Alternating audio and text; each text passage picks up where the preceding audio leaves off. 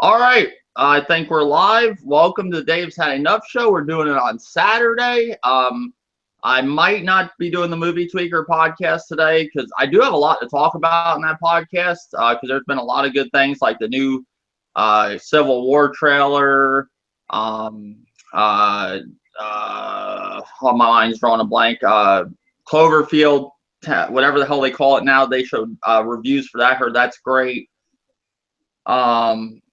There's just a bunch of shit to talk about with movies, but I just don't know if I can do that today. Today I'm doing the Dave's Had Enough show. I usually do it on Friday. There's some stuff I want to talk about with gaming.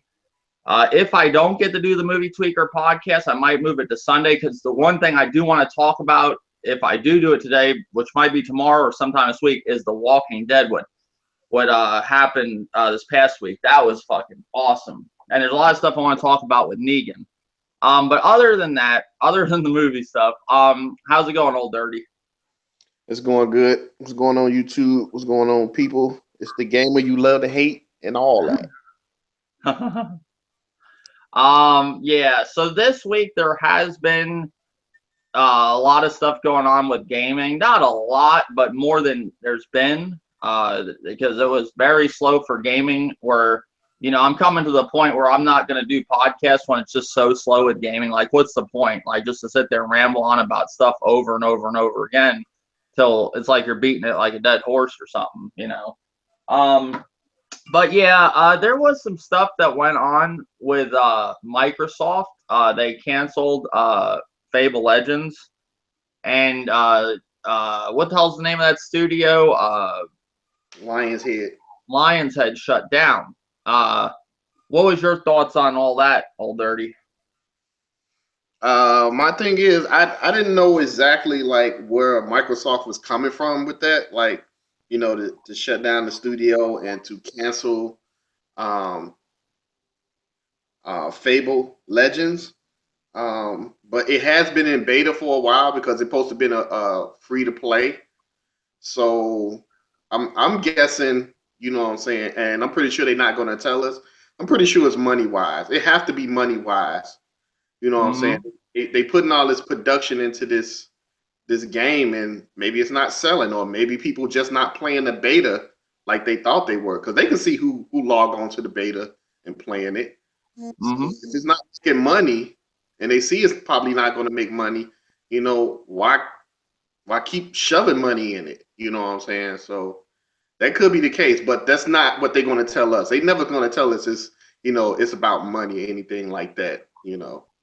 Yeah, they tell us what they basically tell us as little as possible, and just to make themselves look good, which just don't make them look good at all. Yep. My thoughts with the whole thing, I talked about it in the video. I just think Microsoft is finally waking up and realizing, hey, we're not really, we're not bad at this console stuff, but we're not really that great either.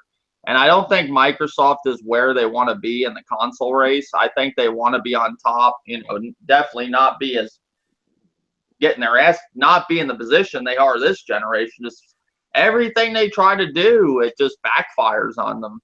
And if you look at the big picture, it kind of makes sense, this whole Windows 10 thing. Why not just take all your exclusives like Gears of War, Halo, Forza, and just throw them on Windows 10, sell them there? If these exclusives are so great, people will buy a computer, get Windows 10 to play them. It's just like buying a console, but they don't have, maybe they don't want to be bothered with the fucking console shit. Maybe they just want to make software because they are a software company.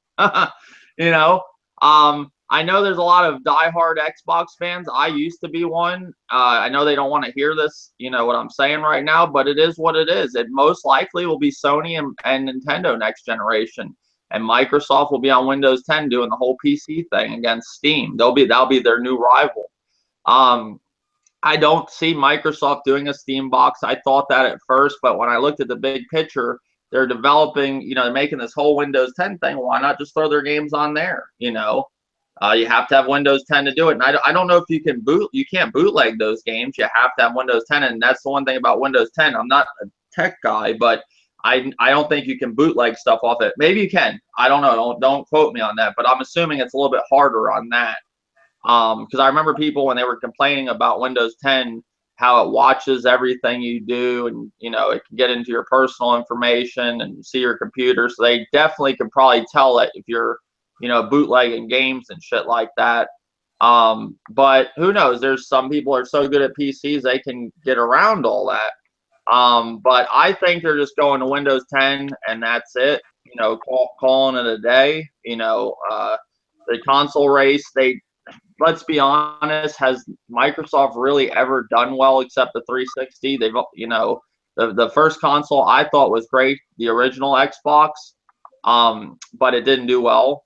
Then they had the 360, which, you know, some people say Sony won that generation. Some people say Microsoft won that generation. But with the whole Ring of Death thing, that was a nightmare. I had got the Ring of Death 3 times.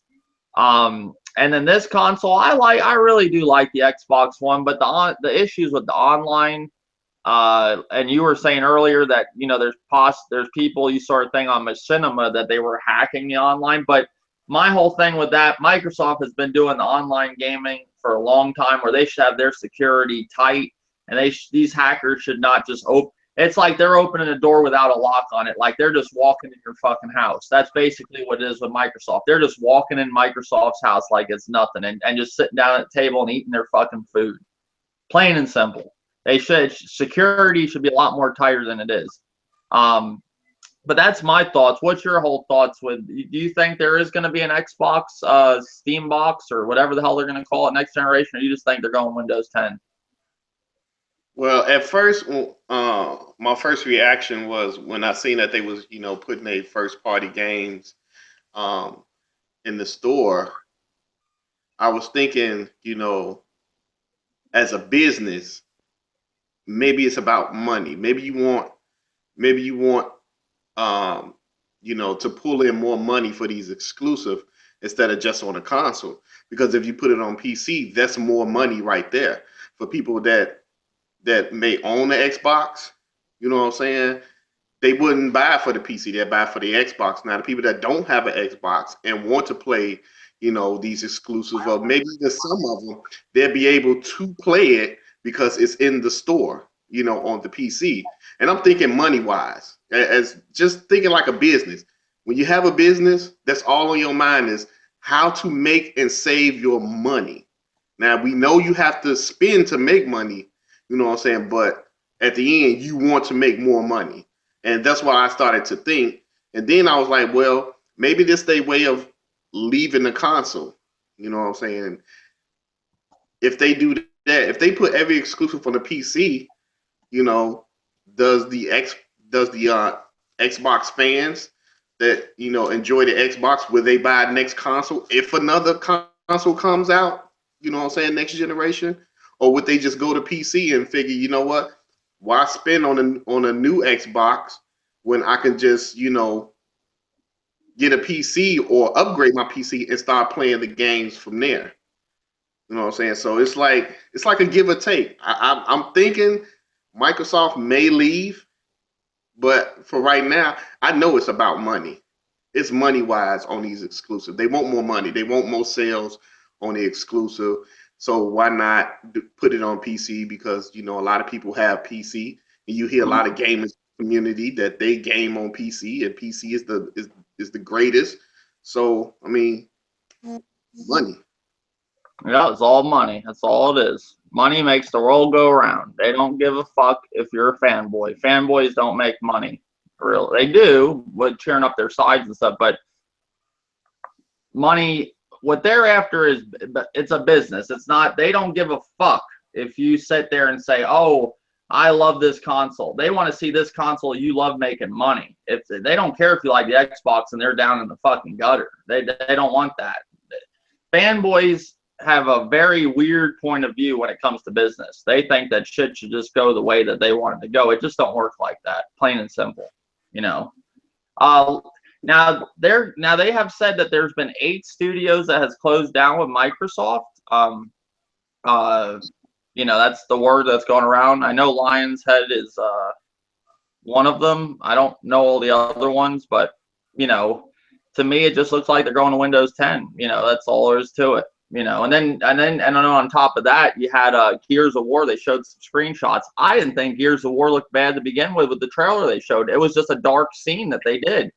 I thought it was so fucking cool when you saw that storm going on with electricity. That looked awesome. And the new enemy type, like I'm sure it's some kind of what's the name of the enemies in the fucking Gears of War? I can't think of them. Do you remember them? And the old ones, What are they? they was called the You don't even. You're like me. I just cleared my mind. The locust. yeah, Locust. But I think these are a new type of locust or something. There's definitely a new main guy. It isn't Marcus Phoenix.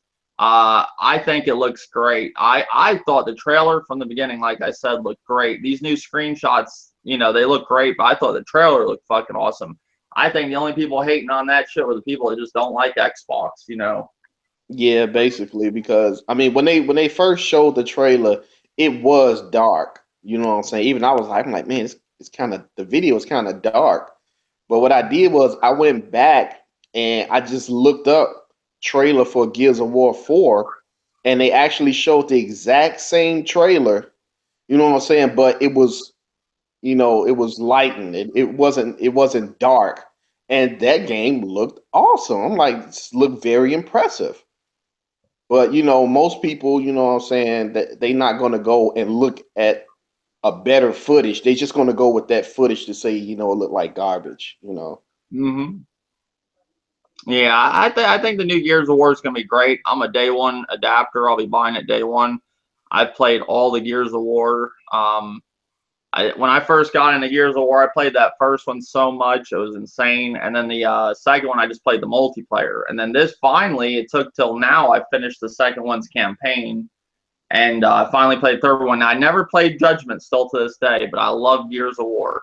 But the only thing about Judgment, I'm gonna play it, but I've heard so many bad things about it. It's not like with all the games I got to play now. It's just I'm not so eager to jump on that first, but I will get to that, especially after all the issues that I had with the Xbox One and its backwards compatibility with the online. Me and Ozzy are trying to play it. He's logging out. He's getting kicked out of the party chat. It was ridiculous, and that to me was a big turnoff from the Xbox One. I was like, man, this sucks. I'm not lying. He got kicked out on Gears of War 2 and 3 each a piece. I'm saying about over 30 times to 40. I mean, it was ridiculous. I mean, Wow. and he'll back me up on that. And the Master Chief Collection, oh my God, on Halo 3, it was a nightmare. I don't want to talk about it so bad, but you could see some of my live streams how terrible that shit was. But it is what it is. Next thing I guess we're gonna talk about is The Division. I did a video today of my first impressions.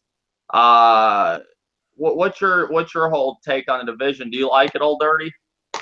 Yeah, I'm actually enjoying it. I enjoyed the beta. That's what pushed me more to get it on release date, because of that beta. Mm-hmm. So I was just hoping it wasn't going to be like, kind of trashy. But after I experienced with the beta and now I have the full game, I like it. I'm enjoying it. Mm-hmm. Yeah, the beta, there wasn't much there. There's very little in the beta. I think the beta just gave you a general understanding about how the game was going to be. That's all it was, to give you a feel for the game. The game definitely looks a lot better than the beta. The graphics in the game look beautiful. Does it look like day one graphics like they showed, at E3? No, but it looks like a really good game. Now, it does have issues where you have characters falling through cars and shit like that. It's glitches. I can deal with that shit, but like I said in my first impressions, but shit I can't deal with is when you get knocked out of the game and shit like that. I hate that shit. And I haven't experienced that in the Division. Like we were talking, though, the conversation I want to get into, you got people that are already at a high level. They're already almost at level 30. I guess it's the highest you can go, some shit like that. Those are people that are no life in it, just sitting there in their room, no sleep, not eating, about ready to have a heart attack because their heart's about to give out. They're just playing the game, nothing else to do in life. But it's like how we were talking. These people, like a game comes out, like The Division. or Destiny. They got to rush and they got to get it done to where there's nothing to play, just so they can wait for the next game. Then they're going to complain if the next game gets delayed or whatever because they rushed through this motherfucker that has tons of content. But they had a, you know, I seen people beat Fallout in a week or two. Fallout 4 in a week or two. How the fuck do you beat that game in a week or two? I just learned now how to do the scrapping shit and all that and build and starting to build stuff. You could spend hours just doing that. I was looking at how long I was fucking with that. It was like 4 hours I was sitting there doing that. These motherfuckers beat this shit in a week or two. Like, that is straight no life in it. Like, you know, go outside, have a picnic or something. go do something. Go see a fucking movie. I mean, stop complaining. I'm tired of people bitching and moaning all the time. What's your thoughts about people just, you know, having just play through the game, get it over with, not even fucking enjoy it, just run right through it so they can make the first review? What's your thoughts? Majority of these gamers, man, on YouTube, that's all they do. You know, they do it for videos, you know, and it's ridiculous, man.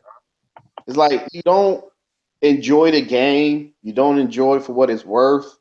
You know what I'm saying? It's like you're just trying to rush through it. You're trying to find the easiest way to rush through it so you can put up a review within like 72 hours. You know what I'm saying? Like, just chill. You know what I'm saying? Like, play the game, explore. It's a big open world. Just explore.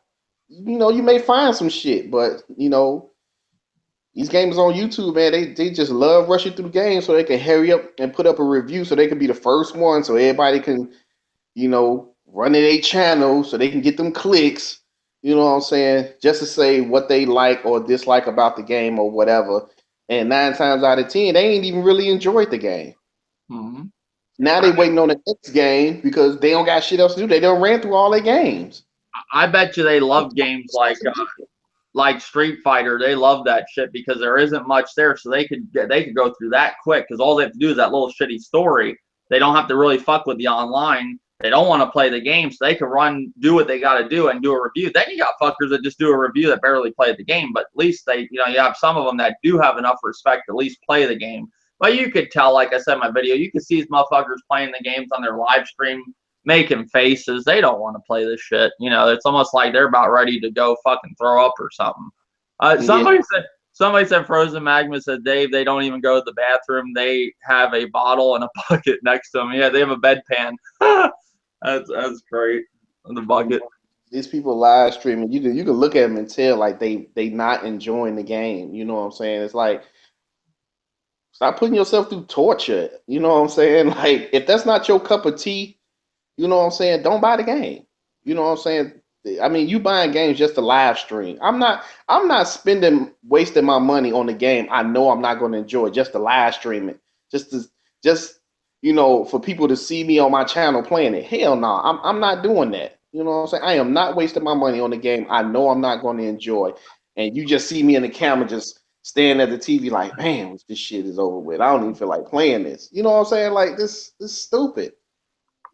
Well, like I said in my video, you got people that see this as a way to make money. YouTube is like on YouTube, gaming is one of the biggest things. So they know there's money in that. They know if they can get on there, have some kind of gimmick, maybe have some chick in their video, maybe be a chick doing it. They know guys are going to go run to her and look at her videos. But they're not gamers. I mean, anybody could pretend to be something. I could pretend to be a fucking clown. You know, I can go dress up and act like I'm interested in the fucking circus, or you know, I'm just saying. Like, there's certain things you can pretend to do and some things you can't. Now, you can't sit there and pretend to play the guitar, you know, but you can pretend to play video games. Some of these games are very easy to learn. You know, it don't take rocket science to learn this shit, but are you really enjoying it? You know, maybe the clown thing was a bad example, you know, but you guys understand what I'm saying. Like, these people are pretending to do something that they don't want to do. Like, you know, and it shows. It does. Yeah, I see a lot of that on YouTube, and it's all about money. You know, they see a way, but what unless you're somebody like Angry Joe that actually makes a living, or Sniper Wolf. Like I said, I don't know what Boogie makes. I think he does fairly well. But like Sniper Wolf, I see that bitch buying houses and cars and, You know, she bought a Corvette in one video, and then she bought another, or I don't know if she got her new car. I seen that guy Poppy G Funk he showed his old car and then he showed his new Mercedes. It's badass. You know, and he's just doing, all he's doing is he's going to the store every time the games come out. He knows a mom and pop store to get the game early, to do an early unboxing. And then he can get those consoles too when they make a new limited edition. He'll do it in the console, you know, he'll show it in the video, and I guarantee he sends that bitch back to the store and gets his money back and buys the next one. The guy's got some hookup where he gets it shit early, but he's got, I don't know what he's at. I think he's at like 200,000 subscribers. He's doing all right, you know. Maybe he's got a little business on the side, but he's definitely making that YouTube money, you know. But I mean, I think you have to have a decent amount, like where we're at on YouTube. No, this is chump change. This is, I may get lucky every 4 months and make $50, like something like that. This month I made $50, I think, but I can't get into my PayPal because I forgot my fucking password and what email I use. So that's a big pain in the ass. But it's not worth it. That's what I'm trying to tell you guys. To me, I do YouTube for the fun and the experience of talking about video games. I like to do this. I don't want to force myself to do something I don't. You know, like lately with gaming news, how crappy it is, I'm not going to force myself to talk about shit that I've already talked about 1 million times. Have we talked about this? Not as much as most shit. You know, if it's not something I beat with a dead horse, I don't mind. But I am not going to go on about the Nintendo NX and its fucking rumor mill again. Nintendo, I'm sorry. I think Nintendo had some great things happen, but they need to get their shit together, you know. That's just my opinion. But The Division is a good game. All the people boycotting it they don't even fucking play it that I see. What they boycotting me for? Well, they're gonna wait till bargain bin or not buy it at all. Oh, okay. That's the normal thing, you know, or they're crying about the $40 season pass, you know. Another thing I want to talk about is Hitman. I was hoping to get somebody in here that played it. I don't think did you play it Old Dirty yet? They put it out. It's $15 for the first, I guess, premiere episode. I don't know what they're calling it. Have you seen anything on the game or played it? No, I haven't. Are you planning on getting it or no, or wait till the full edition comes out, or? Right about now, it's really not on my radar, so you know, I doubt if I get it. Now, if I see some gameplay and you know it looks cool and play well, then I may consider, you know, changing my mind. But for right now, I mean, it's not even on my radar. I just knew about it and I was like, oh, okay, that was it. Yeah, I played the beta. I liked it. I liked Blood Money, and I liked a lot of the other Hitmans I played. But it is more of the same, and some people say that's good, but at the same time, I don't feel that when you go to strangle somebody that the cord should go through their throat. You know what I'm saying? Like, they should have that where it looks, you know, it looks real. Like, but see, the thing about Hitman, it looks like a great game when you're looking at the game, but when it goes into certain character animations, it don't look good. If that makes sense. The shooting don't look good either. That's me. Maybe it was just that time I played the beta, but I don't know. It's just like I thought it would be a little bit better. It is $15 for the first episode. I guess how they're gonna do it when they release an episode, it's $15. So 4 episodes will equal 60, or you could just buy it. I think it's 60 right now, and they'll set, you know, each episode comes out, they'll be unlocked or, you know, be able to download, or you can wait till the full version comes out, which probably I'll be doing with that game. Unless I hear some amazing things about the first episode, I'll just buy the first episode and buy it by episode. I don't know 100% what I'm doing right now. The one thing I do know, I got the Division to play. I got UFC 2 coming out Tuesday. I can't wait. That is going to be my game of the year, hands fucking down. What else? What am I playing now? Oh, I'm playing Heavy Rain, Division, Fallout 4. I finally got into that. I'm understanding the game. It took me a long time to, you know, I'm not a Fallout veteran or anything, but I do like Fallout. I think it's a good game. A lot of people turned me off from the game because they said there wasn't a villain in the game. You know, but I've heard from some people there is villains, so I don't know. I always like a villain in a game. In a story, I always like a bad person. I always like that. How's it going, Thanos? How's it going, Dave? The division sucks. The division sucks. No, I haven't What's played up, it. man? Buddy. How's it going, buddy? Oh, you changed your avatar. That's a cool avatar. I like that. Yeah, I changed it. Now, did you make that? Yeah, yeah. Oh, okay. I'm gonna have to get you to make me one if I had to pay you or something. I want a new avatar. I don't know anybody that makes avatars. I can't make an avatar. I just want something like going like Dave. Like that's what I want. I can't do it. I don't know. Like me pointing like this and like some shit going on or something. I don't know. Something like that. But yeah, we talked about what did we talk about? We talked about Microsoft and where that's going. With the With this studio whole, shutting down? yeah, with the studio shutting down and them scrapping Fable Legends. Like a lot of people made a big deal about that, right, Dave? But what about when Sony shut down COE? Remember? Yeah, it's All true. the Yeah. studios. What was one of their bigger games on there? I think EverQuest was on there. Which I think yesterday Bear informed me that they actually shut down production on EverQuest Next. So I mean, it's just they're just cleaning house. You know what I mean? Lionhead was a known studio for black and white, mostly for black and white, and Fable. So Well, the one thing I think that made a big deal that we didn't say before is Fable was in their top games of the Xbox history, their biggest lineup of Xbox history. Like they were really promoting Fable Legends. So it kind of looks bad when your biggest lineup of history, one of the games leaves, and that's the one thing that doesn't make them look too good. But I played Fable Legends. I think Old Dirty played it too. Did you play it, Thanos? did I play Fable? Yeah, my the beta. Yeah, you played it. What did you think of it? It's not Fable. I mean, the graphics are absolutely gorgeous. Yeah, like my wife played it on her PC.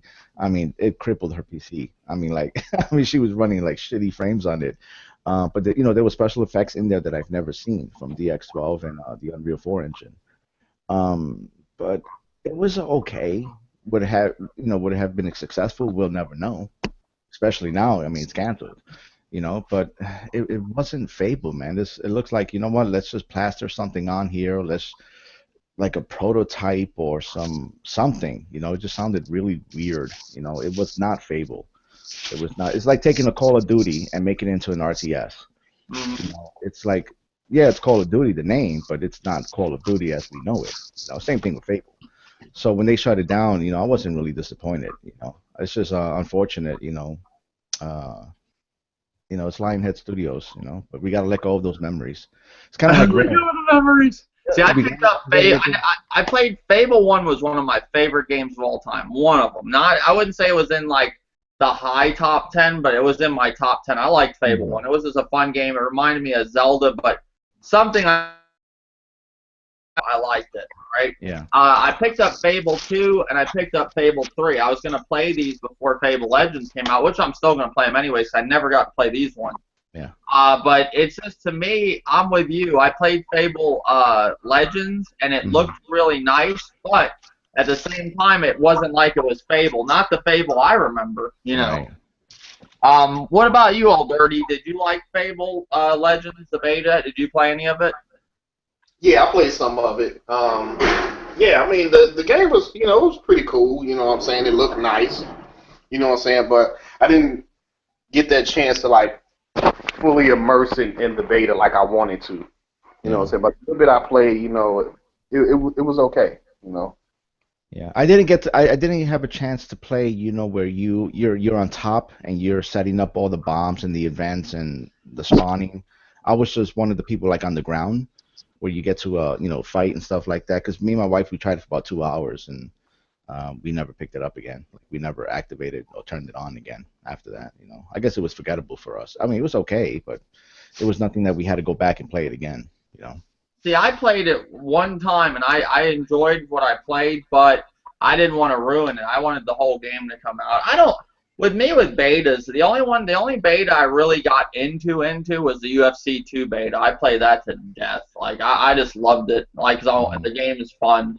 The other beta I played a little bit more than I would normally play about betas was Doom. I liked the Doom beta, even though there wasn't much there. It was fun. I know you're not supposed to speak about it, but who the fuck cares?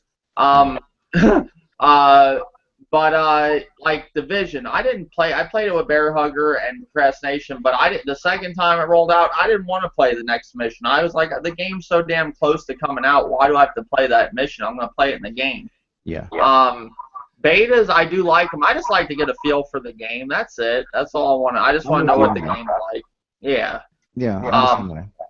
So that's how I'm with betas. Betas kind of replace demos. They're the new demos of nowadays. People say there's no demos. Well, you got betas. You never had betas like this. I mean, we had betas before, but not like this. Like, there's usually a beta with a lot of these games, and they have to do it because they have to see how it's going to run and, you know, how it's going to perform and all that. You know, especially with how many people. Like, I think the Uncharted 4 beta, I never seen so many fucking people on a beta.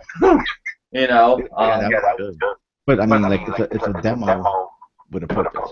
Yeah, you know, like it actually has an effect on it, so that's pretty cool. But yeah, I got to try the Division on beta.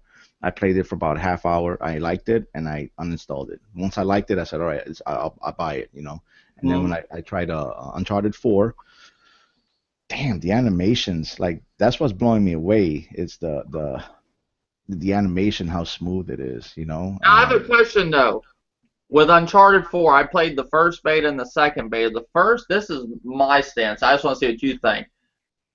I liked the beta the first time. The second time, I'm like, there's all these people running around, and it just seemed like they took The Last of Us, which I love The Last of Us Online. It's one of the best onlines ever, unless we're talking David Maddox that just tears it up so much where you don't like the game. To me, it's just like The Last of Us, but they just like put it on speed or something. And I don't know, like, did you like it or? Well, Uncharted 4 the beta. Could you see yourself playing that multiplayer for a long time? Yeah. Oh, you liked it that much? Okay. Yeah. But I'm not gonna buy it on day one. You know, it's one of those games that if I end up picking it up, I pick it up. If I don't, I don't. You know. But I enjoyed the beta. I can see how it's gonna be, like. To me, it reminds me of a lot of Uncharted 2, the multiplayer, but you know, with a higher fidelity.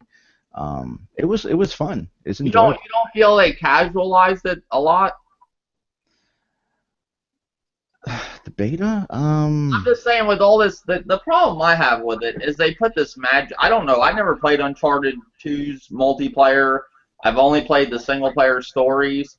I played the third one's multiplayer. To me, it just feels like they put this magic shit in there that don't need to be in there. It makes guys appear next to you to fight with you. It has this thing that, you know, it appears and kills everybody. Like, I don't know. Yeah. I guess it's a type of mechanic that they're just trying to replace. You know how Call of Duty has like the perk system. You know, the feeling of upgrading or adding an additional arsenal to your weaponry or your play strategy. I guess, you know, Naughty Dog just did it their way. You know what I mean? But that's kind of like the standard, you know, like I don't think people want like just a static character. They want some type of progression, whether it's unlocking a certain like man that spawns right next to you, or a hunter, or a perk, or a fucking a drop crate that comes down. There's always going to be something like that now with multiplayers. As Titanfall with the Titans, obviously, you know. So I guess that's just their version of it. You know, the multiplayer not being so static. There is dynamics to it. There's a purpose to getting the coins, the diamonds, and shit like that on there to unlock and be a little bit more deadly than normal. But I mean, it was okay. It really was. I don't know if they casualized it. It's just it plays better. It just, to me, it made it very easy. Like, at least Last of Us, it takes skill, like, a little bit. Like, you got to be a team and go off on this side, and that's, you know, I like the slower pace shit. How Last of Us, I played that multiplayer so much on the third one. I just loved it. Fourth, when it rolled around the second time, I liked it. Just I was a little bored of it. Um, So but then you would have liked Gears a lot then, right? I mean, like that type of strategy. I like Gears until this whole now people say it's been going on forever. When I played Gears, the first one, I don't remember people running around with a shotgun every 10 seconds and shooting you. I remember Yeah. they were going for other weapons. I do like Gears of War multiplayer, but when you get in a server where everybody and they say that's how it always is, the shotgun simulator. But I don't remember it like that. But at the same time, I would play with a group of people back in the day, and it was just us. We would play Hmm. private matches. So maybe that's why I didn't experience that. I played with my brother. He lived in Tennessee, and we played with a group of friends, and we didn't do shotgun simulator. We used all weapons, you know. Yeah. Um, but yeah, I mean, Uncharted. I like Uncharted. The story. I definitely want multiplayer. I'm gonna have to fit now. I'm gonna have to see where that goes. It's just to me, it's just another multiplayer like that. That's what I feel. It's here you go. Hmm. Here's another Naughty Dog game. Have fun. You Yeah. know, that's what it means to me. I mean, I think the single player will be really good, but you got some people holding this game on a pedestal like it's the best game ever, and it's Naughty Dog, to me, I know a lot of people are getting mad when I say this, but it's just like I can expect this from Naughty Dog. There's going to be a guy that comes out with a beard and dark hair and he's white, and there's going to be your protagonist. It's going to go on from there. Like it's the same guy, it's the same character model every time, same gameplay. Oh, we're going to tweak this a little bit. It's going to look a little bit more realistic, but you're going to be doing the same thing. You know, that's just me. What do you feel, Old Dirty? What about you on that? Repeat what you were just saying on that about because I was kind of busy doing something. With Naughty Dog games, do you see like a trend starting? You know what? I didn't get a chance. I downloaded the beta for Uncharted 4, but I didn't get a chance to play it. But I played The Last of Us. No, but I'm just saying that the character wise, do you see a trend with Naughty Dog? A character, the guy with the beard, the hair, the dark hair. Do you see the trend? Okay. Okay. Yeah, kind of like similar models or like characters in the game. You know what I'm saying? Like from between like Uncharted and the rest of us, you can kind of see like similarities. You know, because they made both games, so they Mm-hmm. gonna do some type of similarity. You know what I'm saying? Most people Yeah. probably won't see it, but you know, you can see it a little. Mm-hmm. Well, I know this is me and Grimpachi don't agree a lot, but this is something we definitely agree on. I don't know where Grim is today, but I think there's word that Grimpachi left YouTube, but I have seen him in my live stream, so I don't know if he's still gonna join podcast or what he's gonna do. But me and him talked about this before, and I definitely agree with him on this. I see like a trend with Naughty Dog. Yes, they did Crash Bandicoot and they did Ratchet and Clank, but is like I've never played the Ratchet and Clank series. What would you compare Ratchet and Clank to? Is that its own game or To me, like? it's a lot like, you know, well, not a lot like, but it reminds me of Jack and Dexter. Okay, yeah, I've never played either one of them series. Never. I just played Crash Bandicoot back in the day. Um, but I've never played them. But it just to me, I would like, I know they can't change Uncharted or anything, and I'm gonna enjoy the single player, and I might enjoy the multiplayer. But the first time I played the beta, I liked it, but then I just felt like it was just you're running around just shooting each other. It was just more of the same. That's all it was to me. Yeah, I And think the even same even thing. when you go down, even when you fall down, it's like The Last of Us. They're crawling around, like I I don't know. think Dave, like what they're trying to do is like they're just taking what's already there and just making it better, revolutionizing it or trying something utterly completely new. I don't think so. But I think they're just taking their foundation and just making it stronger. They're already taking something that's already there and they're just making it better. But I would like to see Naughty Dog really do something different Different. than Uncharted. I mean, besides Yeah. the Last of Us. I would love to see The Last of Us too, just for the story. Now, I'm Hmm. saying I like the story of these games. I do. That's what I like about them. But the multiplayer, I think, is becoming repetitive. I do. I'm just saying. I don't see much difference from The Last of Us multiplayer to Uncharted's multiplayer to the other Uncharted. They got new tweaks and stuff in them, but it's like it's like the same shit, you know. And I know there's a lot of games like that, but I know Naughty Dog, as great as the studio is, they can do other stuff, and that's what I'm saying. I want to see. It's just like they're all these different developers are playing are pretty much playing it safe. That's all they're doing. You know, they're Well, like, okay, we're gonna do this because we know people like The Last of Us multiplayer. We know they like Uncharted. Let's just stick to this. Let's not try anything different because we don't want the hate to come our way. You know. yeah, Um, like with Ubisoft, right? What did we hear for many many years? Assassin's Creed, Assassin's Creed, Assassin's Creed, Assassin's Creed. That's what all gamers were talking about. Does there really need to be an Assassin's Creed every year? Assassin's Creed, Assassin's Creed, Assassin's Creed. Ubisoft comes out with the Division. Oh, the game's shit. It's like there's nothing that they can do. You know, they come out with a brand new IP, and then gamers start bitching about that. It's not Assassin's Creed. They come out with a whole different game, and they're not happy with it. But I think it's mostly the guys who haven't played it.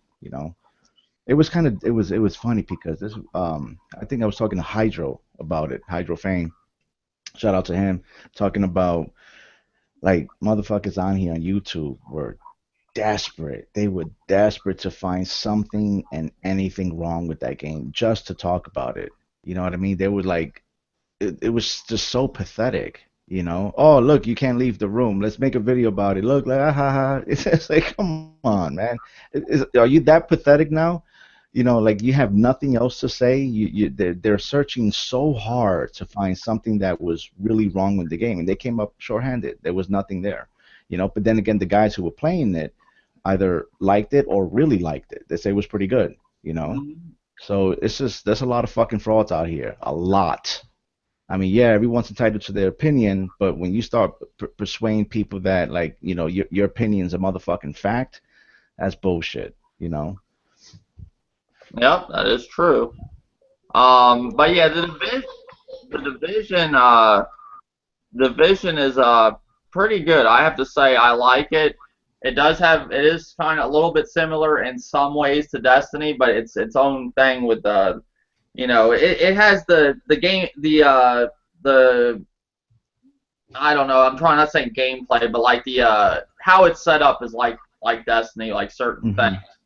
But I'm really enjoying it. I like it a lot. Like it a Yeah. lot better than Destiny. Not saying Destiny is a bad game. It's just Destiny.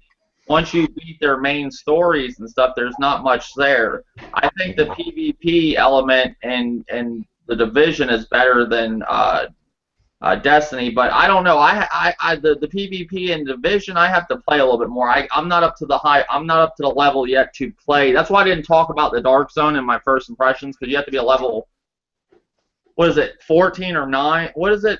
14, I think, to get 13 or 14, somewhere around there. You can Dave, go into the Dark Zone, but you'll get killed. It's just. this is what I want to ask you because you play the game, right, Dave? So Mhm.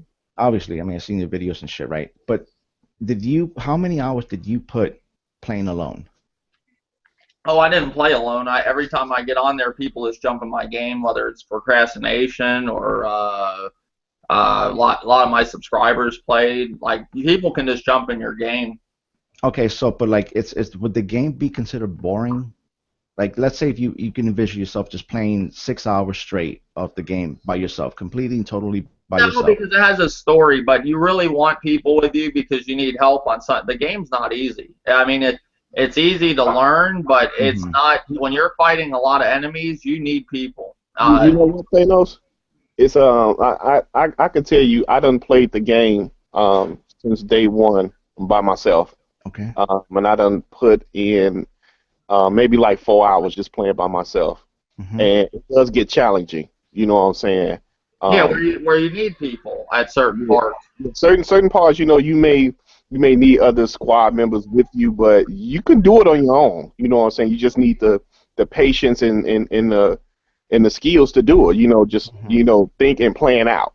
How you're gonna take all these guys out, and when you do, maybe some backup will come. You know what I'm saying? But like I said, I done played the game for like 4 hours by myself without jumping into another squad or somebody else helping me yet.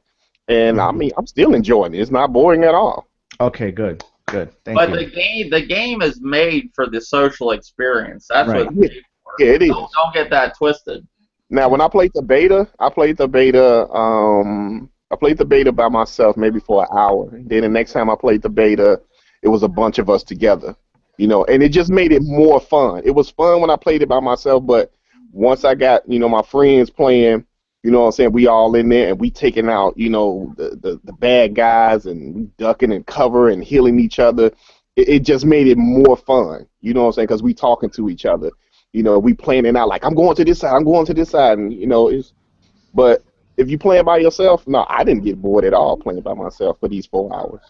See, me and procrastination were playing like for example, we were playing, and then it was the second night we were playing it. He takes me into this mission where I'm shooting these fucking enemies and they're not going down. I'm like, why is it taking so long to kill them? Then I start noticing like level 10 on them, and I'm a level 6, and he's trying to get into the higher rank because he wants the better weapons. But I mean, at the same time, is that really fun shooting an enemy a million times? No. Why not just play your level and just work your way up there? Some people don't want to do that. They just want the best shit off the rip.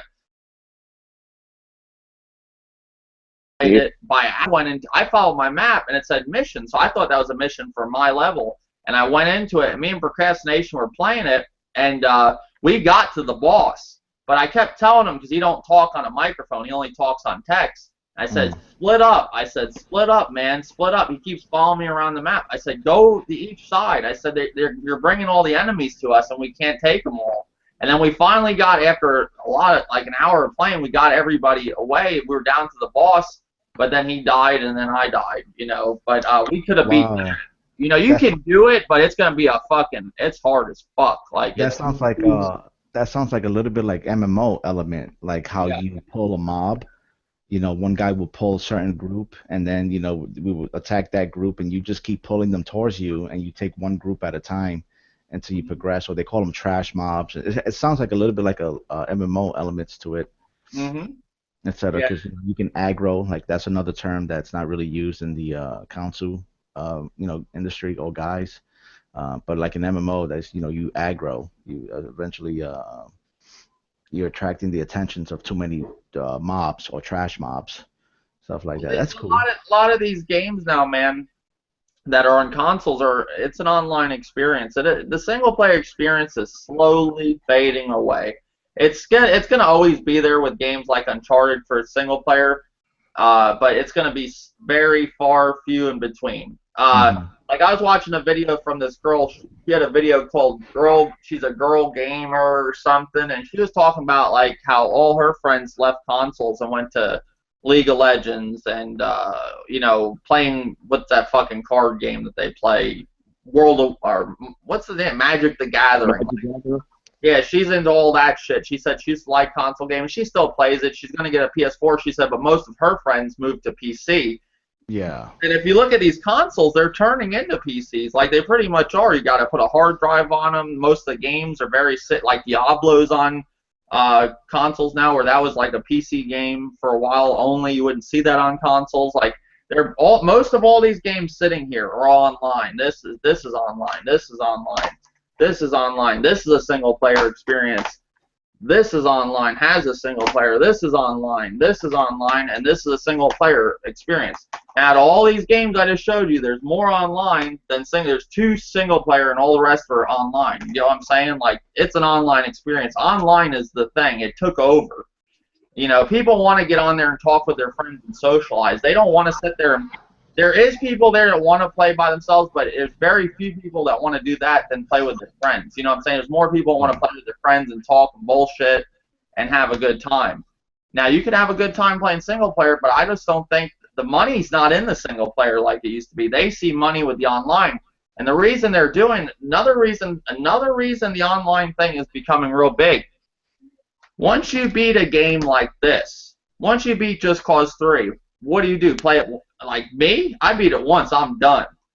Some people will play, do all the missions, but eventually you're going to beat it. You might play it one more time after it, maybe 2, but you're not going to play it 5 or 6 fucking times. Is this game that good to do that? Hell no. Is there any game out there right now that really do that? That came out recently? Hell no. That's why they're pretty much making games like The Division, because they can keep the game relevant, you know, where they can add stuff to it and keep people's attention, you know, with the game. They can't do that with these single player games. They can't they can't keep people going unless they do DLC and stuff like that. But it takes time to make DLC. It's easier for them to throw in some missions on an online and keep it going, like Grand Theft Auto Online. Look how popular that is.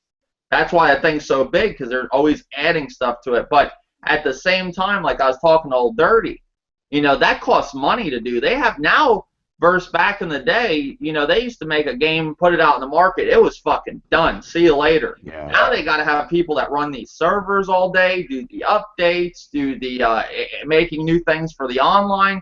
That's probably why they're making all these season passes and DLC to pay for all the extra shit they never had to pay for. That's my opinion. What do you think on that, Thanos? Well, like when you purchase a $60 game, right? Like when you went to the store and you got the Division, Mm-hmm. do you consider buying the season pass, or what was that just, I'm going to get the game in the season pass, that's it? I don't feel like I get the whole game unless I get the season pass. Okay, so you're like you're one of the gamers who are accustomed to paying $60 and the season pass, done deal. That's as much as the game's gonna cost, right? Yeah, if I like the game, I usually get it all sometimes from the get-go, because I don't want to sit there and say, oh, I don't want to have to like buy a game and then worry about having to come up with $40 later on. If I got it all right there, I just do it right there. If I know pretty sure I'm gonna like that game, I'll do it all right there. I want everything that should be with the game. Now, the problem I have, like with the Division, now there's like $4.99 packs for clothes that should be included in the season pass. The season pass was what I thought what it always was meant to be, was to include all the DLC, where you get it for one lump sum price. Now it's like there's shit on top of the season pass. Like I made a video, you're buying shit on top of the season pass. That's where I have issues. Like, I spent a lot of money on Mortal Kombat. I spent, I think, either at $200 or over $200 for that game now.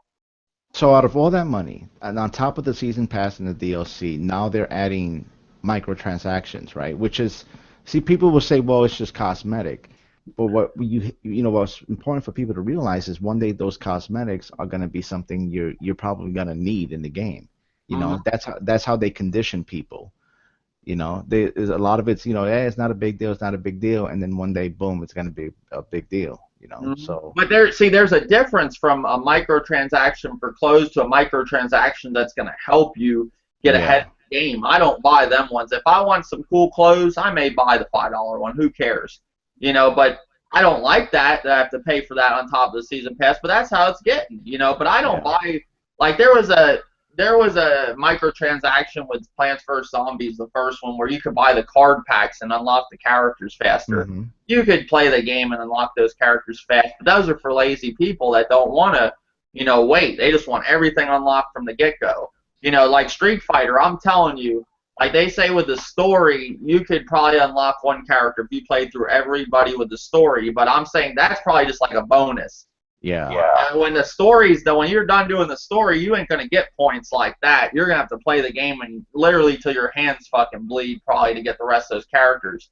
And to me, Guile and Belrog, I love them players. That's why I bought the season pass. I'm with RXL. I'm not sitting there fucking playing on hours on end to get those characters. I want Belrog day one.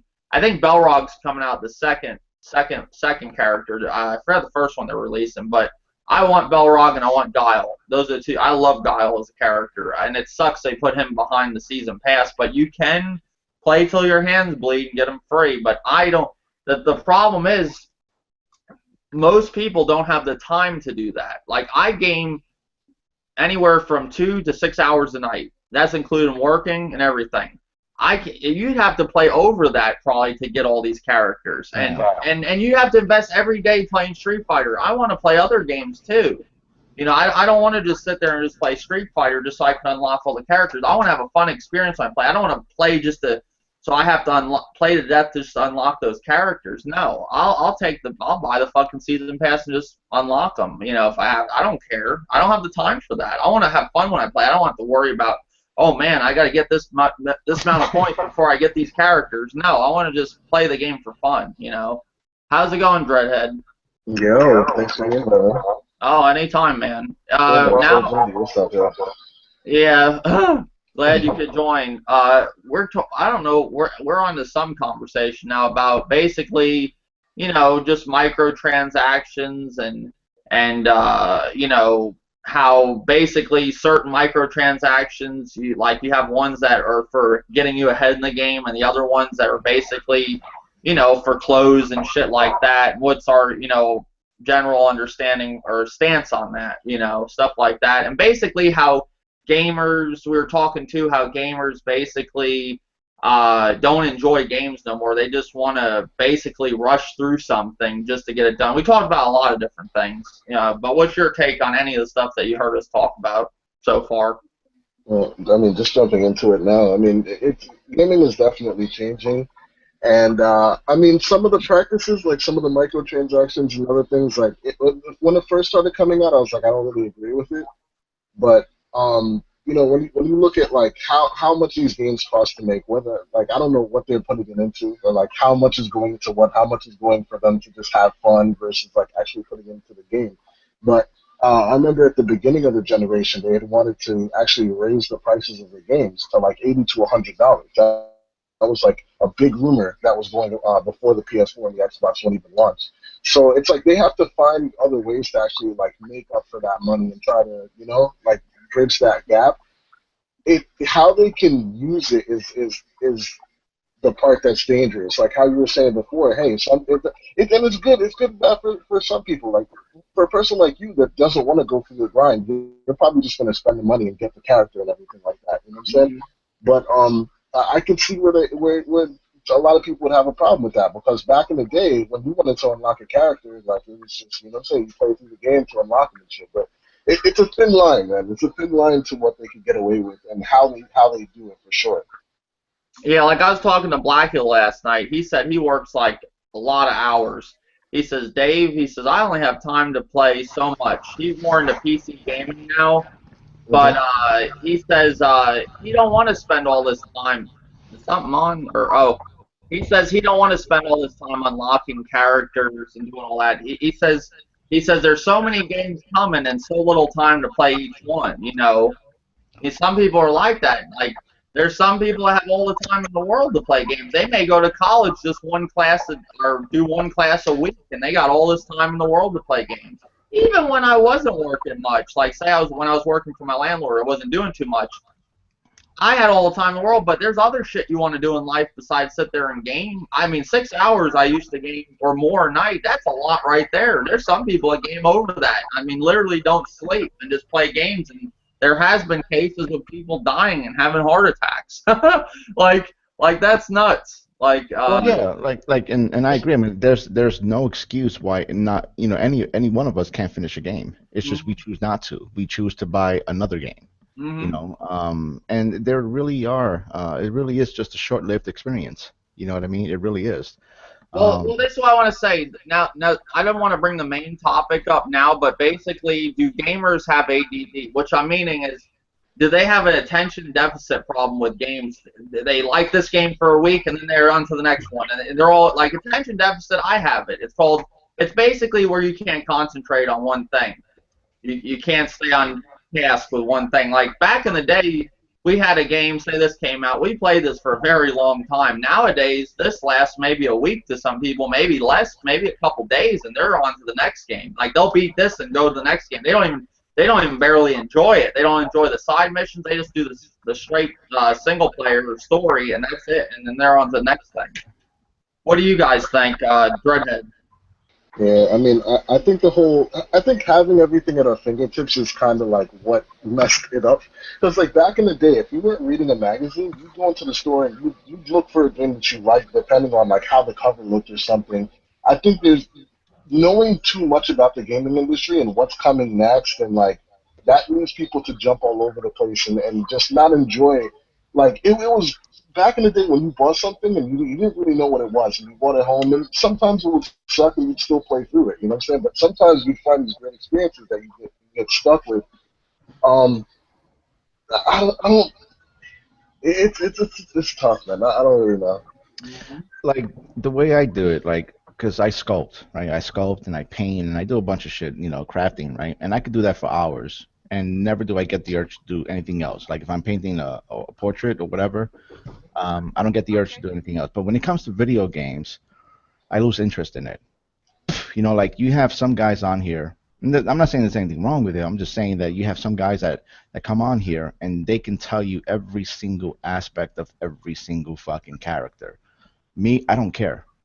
You know what I mean? All I play video games for is fun. That's why I lean towards the multiplayer Mm. more because it's with my friends. I'm having a blast. But you know what? It's only for that moment, and then that's it. I move on. You So know, would you say you're more of like I hate to use this word because nobody likes it, but are you more casual? You say like you like just to play for fun every once in a while. You don't have yeah, yeah. like in other words, you Like, don't have to game every day to be satisfied. yeah, like yeah, you won't see me dressed as Spider-Man, you know, in the streets. You know what I mean? Because I'm a fan of Spider-Man. You know, I mean, so yeah, I'm casual. You won't see me To a fucking. certain extent, though, dude. Like, the other day we were in that podcast where you're like freaking explaining how Destiny is so much deeper than what people think it is, and Hmm. that was just brilliant, man. You know what I'm saying? So it's like a lot of people that would play that game religiously, they don't know about that type of stuff. You know what I'm saying? But Yeah, yeah. Yeah, Like the just story is very, very interesting in Destiny. It's just a shame that that wasn't actually anyway, translated over to the game, and that's mhm. why, because I was one of those people. I was like, "There's a story to Destiny." And so that's when I started reading into it, and then I started understanding the whole purpose and what's behind the traveler, you know, and that was engaging. It was like reading a book, you know. That's I love reading. So why do you think they didn't tell the story in the game? You think it was just lazy developers or no, no, they I think what happened was Activision came in at the last minute, which was essentially the last year. For a developer, a minute to us, you know how we use that phrase, damn, at the last minute you want me to do this, then Mhm. we in a few minutes we do it, but when the developer does that, that's essentially, in a year. And they had to do a lot of chopping. Then they didn't have time to put all of the CG or the storytelling and the voice acting all into the game, so they just put in these stupid I forgot what the cards were called, and then the cards were over on the website. So if you wanted the full details of, like, let's say the Vex or the Cabal, you had to go to the website to read the full description, the history, the origins of those enemies, and then you have to put it all together. So essentially, went to the website because they didn't have enough time to put it all in the game. Now, did Activision do the right thing? We'll never know. We don't know if the original story was better or what Activision have now active. But whatever the case is, though, it's pretty safe to assume that Activision and Bungie will translate that over to Destiny 2, because now they don't have to do anything like from scratch. They pretty much have the foundation set, and they're going to build off. And the guys already over at the Bungie already said that it's going to be very different from Destiny 1. Very different from Well, Destiny 1. what since you brought up Destiny, what I think's going on with Destiny, because you got a lot of people saying that there's like I was at Best Buy buying Division, and the Hmm. guy's telling me he's like, we got in a discussion. I guess from Division we got in discussion about Destiny, how it's just like he played Destiny for a while, and he basically says there's nothing to do. You just do the same like the raid, like there's not much there anymore. And I told him, I said, it's probably because they're focused on Destiny 2. They don't give a shit about Destiny 1 no more. They know the Division's going to replace that shit for right now. Their focus is on Destiny 2 and basically building, putting all their energy in that. They're going to give you maybe one more expansion for Destiny, that's out now. This year you'll probably get that, and then it's all Destiny 2. So that's about it. Taken King was like one of the last big things, and then they're gonna have the one more thing, one more expansion. That's it. I don't see them doing much more to Destiny.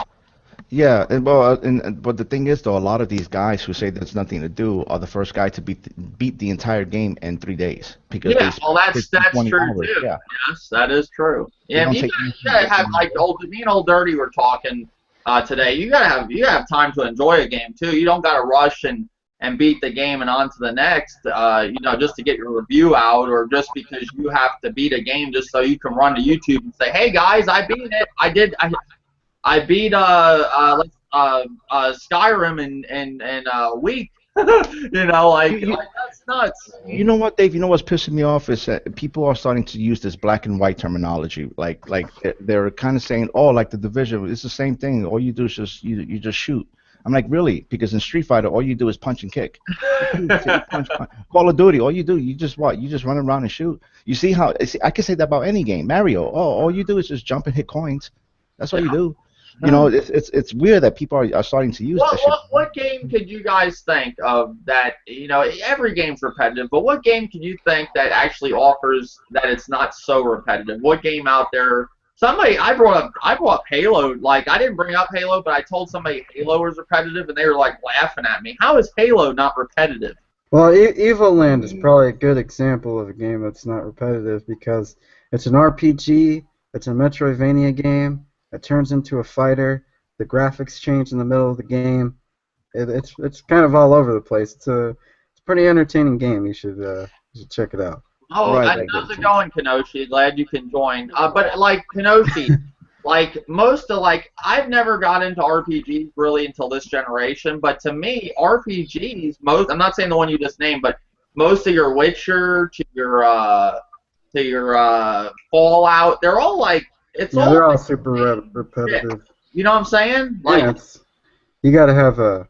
Like Fallout, I'm gonna go loot stuff, and I'm gonna go build this. But you're kind of doing that in all like Skyrim and all. It's all just a story. Sit there and play Diablo. You know, you gotta have one heck of a attention span there. Yeah, I just got into Diablo. I like it, but it's a lot of shooting hordes of enemies, just sitting here going like this. You know, it's kind of like this because I used to work at a casino, right? I was the vault manager, and it's kind of like the slot machines. I mean, I would see people there for days.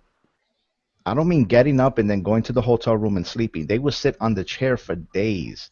I mean, to the point where they would shit and piss and urinate on the fucking chair because they didn't want anybody else. It's a slot machine. It's that's an addiction. Yeah, it's an addiction. Gambling is a bad addiction. Yeah. I know people with a gambling problem. They'll sell their house. Gaming is also another addiction. They don't care. Yeah, it's an addiction. Like everything is repetitive. It's just something about it that people get addicted to. Can we explain it? I don't think so. You know, like versatility. Like, I mean, I've been playing World of Warcraft for years. Like me, I've been playing for 6 years. And there's still tons and tons of things in that game I haven't done yet. You know what I mean? And I think the games that bring the most layers, like there's so much to do, are essentially like RPGs. And I think a game that's going to do that is a game like No Man's Sky. Same thing with Elite Dangerous. I mean, in Elite Dangerous, there's so many planets that you can go and visit, and is it really, really fun? To some it's not, and to some it is. You know, just I have a question though. No Man's Sky. What if it comes out and it's not anything what people are thinking, and it's just shit? Like, what would you think that would do? Would you think that would you be really upset, Thanos, if that was the case?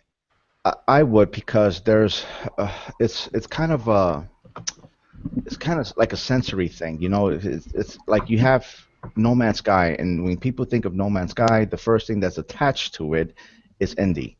You know, so if No Man's Sky really flops, then anyone who's like an indie title developer is gonna have a hard time selling anything like indie. You know, it's kind of like I hate to use this reference, but it's kind of like Vanilla Ice.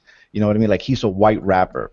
You know, and if he would have flopped, then no white rapper would have had a fucking chance because of fucking Vanilla Ice fucked it all up and shit like that. Or if Eminem would have fucked it all up. You know what I mean? It's like, he's white. There's no way he's gonna be a good rapper and shit like that. It's an attachment. With Eminem, though, he set the bar so high for white rappers. Most white rappers, when they come in, they just see them generic Eminem. That's all it is. Like, oh, it's another Eminem. There's got to be somebody to top Eminem, and he's hard to top. He's like, you know, he's a big rapper. Like, there's not going to be many people that are going to top him. So he set the bar really high. That's the thing. He's one of the, if not the biggest moneymaker in the music industry. Yeah. You know what, you're 100% right. He set the bar so high that people don't even see color. You know what I mean? And that's the same thing with an actor. Like Al Pacino, when he portrayed Scarface. What was it again? Tony Montana, right? When he portrayed that, you forget that that's Al Pacino. Mm-hmm. Like you forget, you believe that's Tony Montana, right? You just forget it. That's how great the performance is. You know what I mean? Yeah, some people set the bar so high where it's like I don't never think, this is my opinion. I don't think there'll be anybody that's white that comes in the rap to top Eminem. If there is, it's gonna be a long time from now. The way music is. Yeah, well, he could be a legend, and that's why they consider legends because they don't come very often, It's like, okay, here's your example, guys. Jimi Hendrix. What black guitarist tops Jimi Hendrix? Yeah, that's true. I'm waiting. That is true. I Yeah. think when you were asking that question before about games that like have diversity, I was thinking about that, and I'd probably have to say GTA Online, man. It's just like the amount of possibilities that that game has, or how many different ways you could play it, online is just it's ridiculous. Even though I'm not a fan of the Well, GTA. no, and I'll say that is different. That's different. Like there is a repetitive thing in there a little bit, but not as much as Yeah. like games like Halo or Gears of War or certain other games. Like, but there's a lot of games like me and Blackula were talking, and OD and Gavin and Living Legend last night on Party Chat. And Bear Hugger, I think, was in there, and we were basically talking how Living Legend and Blackula brought up that a lot of games are repetitive because they're going around calling the division repetitive. Well, the game isn't repetitive, like Thanos said and all them said. Like Final Fantasy, the Final Fantasy games are one of the most repetitive games you could play, but a lot of people enjoy Now, you enjoy guys those like? games. I enjoy those games. Oh no, I agree. Now, what I'm noticing this generation, especially because I'm a console gamer, I don't game on PC.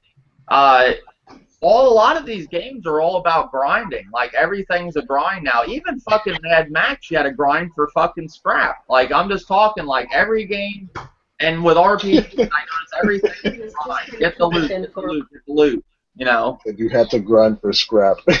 But here's a better question though. Like, do gamers really want that though? Do gamers really like? Because I've seen a bunch of people look at No Man's Skies, for instance, and be like, "What do you do?" And I'm like, "Well, the game is up to you to choose how you want to play it. If you want to rob people, if you want to go to planets and discover things, if you want to what I'm saying? You can play the game any way how you want to play it, and I think that scares a lot of people because they want some sort of direction. They want to be told what to do. So it's like a game like this. I see people completely turn away from it just because it's just like, what are you doing here? And I'm like, you can do anything, and that doesn't appeal to me.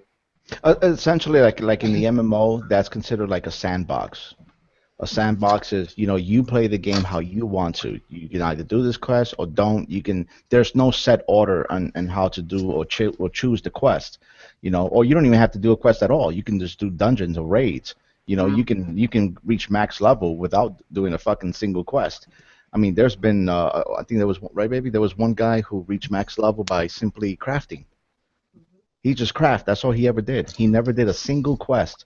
And Blizzard gave him an achievement for that because they obviously they can see every single thing you've ever done on your character.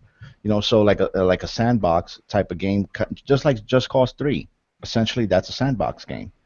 That's like chaotic. You can play in however you want in Just Cause 3. But I mean, to an extent, every single game gets repetitive.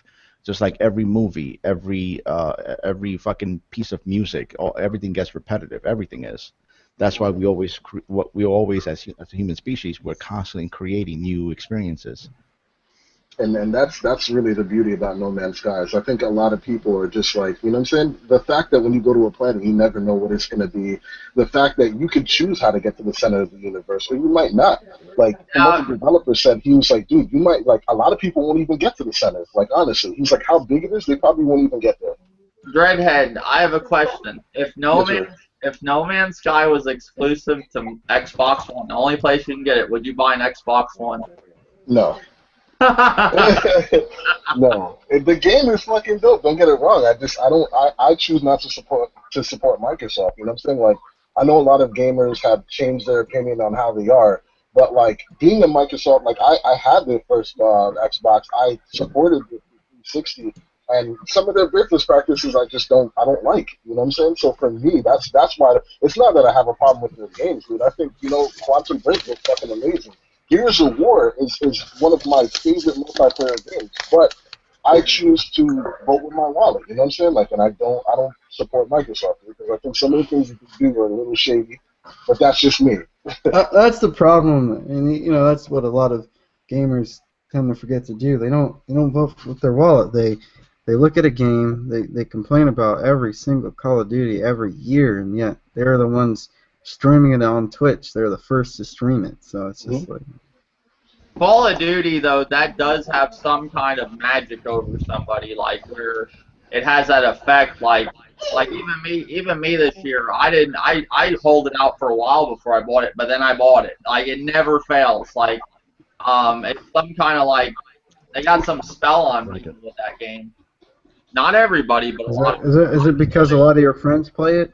What if No, it looks good when you first see it. You're like, oh, this looks pretty good. You know, something about it, how they present it, and then when you go get it, it works good for a little while, and then you start seeing all the same shit. It's like they just carried over to the next Call of Duty. So You know? how much? I think it has to do with your friends, because when you look on your friends list and you see a bunch of your friends playing Call of Duty, it makes you want to go get Call of Duty. Now, I haven't And as soon as you get it, you fucking hate them because you picked it up. Yeah, you want to be part of the clan. You don't want to be excommunicated. Well, like the thing is that a lot of people come onto YouTube and they do the podcast or they do their own video. What I really started to notice a lot is that most of these people don't mean what they say. Even their complaints are not even legit. You know what I mean? Like even when people complain about EA, right? It's the same motherfucker's gonna go on by Madden. But yeah, he made a full video talking about how much he hates EA. So you see the fucking hypocrites. See, I don't have that hate for EA like everybody else. I like EA. I would want EA or Ubisoft to disappear because then we wouldn't have much. I don't think. I mean, just like Thanos said, you know, if it's certain products I don't like of EA, and Madden is one. I hate Madden with a passion. I don't play it. I don't buy it. I haven't bought a Madden game since what fucking 05, 06? No, 06 was the last one I brought from 360. What's the problem with Madden? I want to know, like, what don't you like about Madden? To me, Madden is half arcade, half simulation. Mm-hmm. So it's basically, you know, it don't have all the calls from a real football game. 1 year, like you can throw the ball and the defender would do a super jump and just catch it out of midair. You know what I'm saying? It's like you could throw the ball and this motherfucker would time the ball and run the middle field to the right side or left side of the field and knock the ball down. I'm like, there's no way a human can do that. This is fucking arcade. I don't want to play arcade. I want 2K football where it was simulation and it had all the rules from the NFL. And for example, I said, man, don't even have when your receiver run out of bounds. Say he's running on the sideline, a tight sideline, and run out of bounds and run back inbound and catch the ball. And man, that's not even a call. But in 2K, when 2K football was out, that was a call. You got called. You got penalized for that, for stepping out of bounds, stepping back inbound, and then catching the ball. Okay, well, see, your argument's legitimate, but some people say, oh, well, it's the same game. That's all I'll hear them say. It's the same game, but it's a sports game. You know, like how do they expect people to change? But you have an argument. In your case, I give you. What I don't. Well, this brings like a really. I'm sorry, but this brings like a really interesting topic because I've been hearing this periodically. So I don't mean to change like the topic, Dave, but I'm gonna do it anyway. You know, when people are starting to complain, they're saying, oh, the games are too realistic, you know, and then you have people who want games that are extremely realistic, and then you have another group of people, but like, you know what, we don't want it to be too realistic, you know, like I don't know which is it worse to be more to the left or more to the right, you know, to me, I don't know, I think it's a video game. You know, so the way I see it, like Dreadhead brings a really good point. You know, like should all video games be like that? You know, either super realistic or more arcadey for the fun factor, or that should be subdivided into divisions. Like let's say sports games. Sports games is crucial for them to be very realistic. But then would it be as fun as something that's arcadey? You know, I don't know. My problem with the I don't mind that there are realistic games out there, super realistic games out there. There's a crowd for those kind of games. My problem is it seems like for a lot of the community, that's the only thing that matters. There is a hunger out there for unrealistic games, unrealistic arcadey sports games, and the only people that we're getting that from is Nintendo with various Mario sports games like Mario Kart and Mario Tennis. But I mean, I just wish there was more people out there, more companies out there giving their own take on arcade racers or unrealistic sports games. Well, Kenoshi, it's like movies. Nowadays with movies, if a movie don't look real when a car explodes or somebody gets their head blown off, they say, "Oh, that movie looks shitty. That CGI is garbage in that movie." People want shit. They literally want to see in a video game, just like a movie, when somebody gets their head blown off, they want to see the blood and guts. They want to see the brain spill out. They want it as realistic as possible. And that's what they want. See, back in the day, they couldn't do that. That's one thing people got to understand. Mario days, Zelda, they couldn't sit there and drive a sword through somebody's heart and have it look real. Now they're getting to where they can. It's true. Like the reason, if you really think about it, the reason Mario and all these games were popular back then, because they didn't have the abilities to do what they could do now with like blowing people's heads off. I mean, that's why they went the whole cartoon route and all that stuff. That's my opinion. Would you agree, Thanos, or no? I agree with you. Yeah. Yeah, that's what I think. Back then, everything had its limitations. The console, what they wanted the game to do back then, it was limitations. That's why we get generations of systems. Every few years or every almost 8 years we get a new console, because now the technology in it is updated, and now the game designers they can actually do more or even make it look even better than what they did on last generation. Do you guys remember when Mortal Kombat came out with Blood? How shitty? No, okay, let's look back now. How it looks now? It looks shitty, doesn't it? Yeah. Back then, it was the greatest thing ever. I'm telling you. But then you get people who come in here and be like, well, power doesn't mean anything.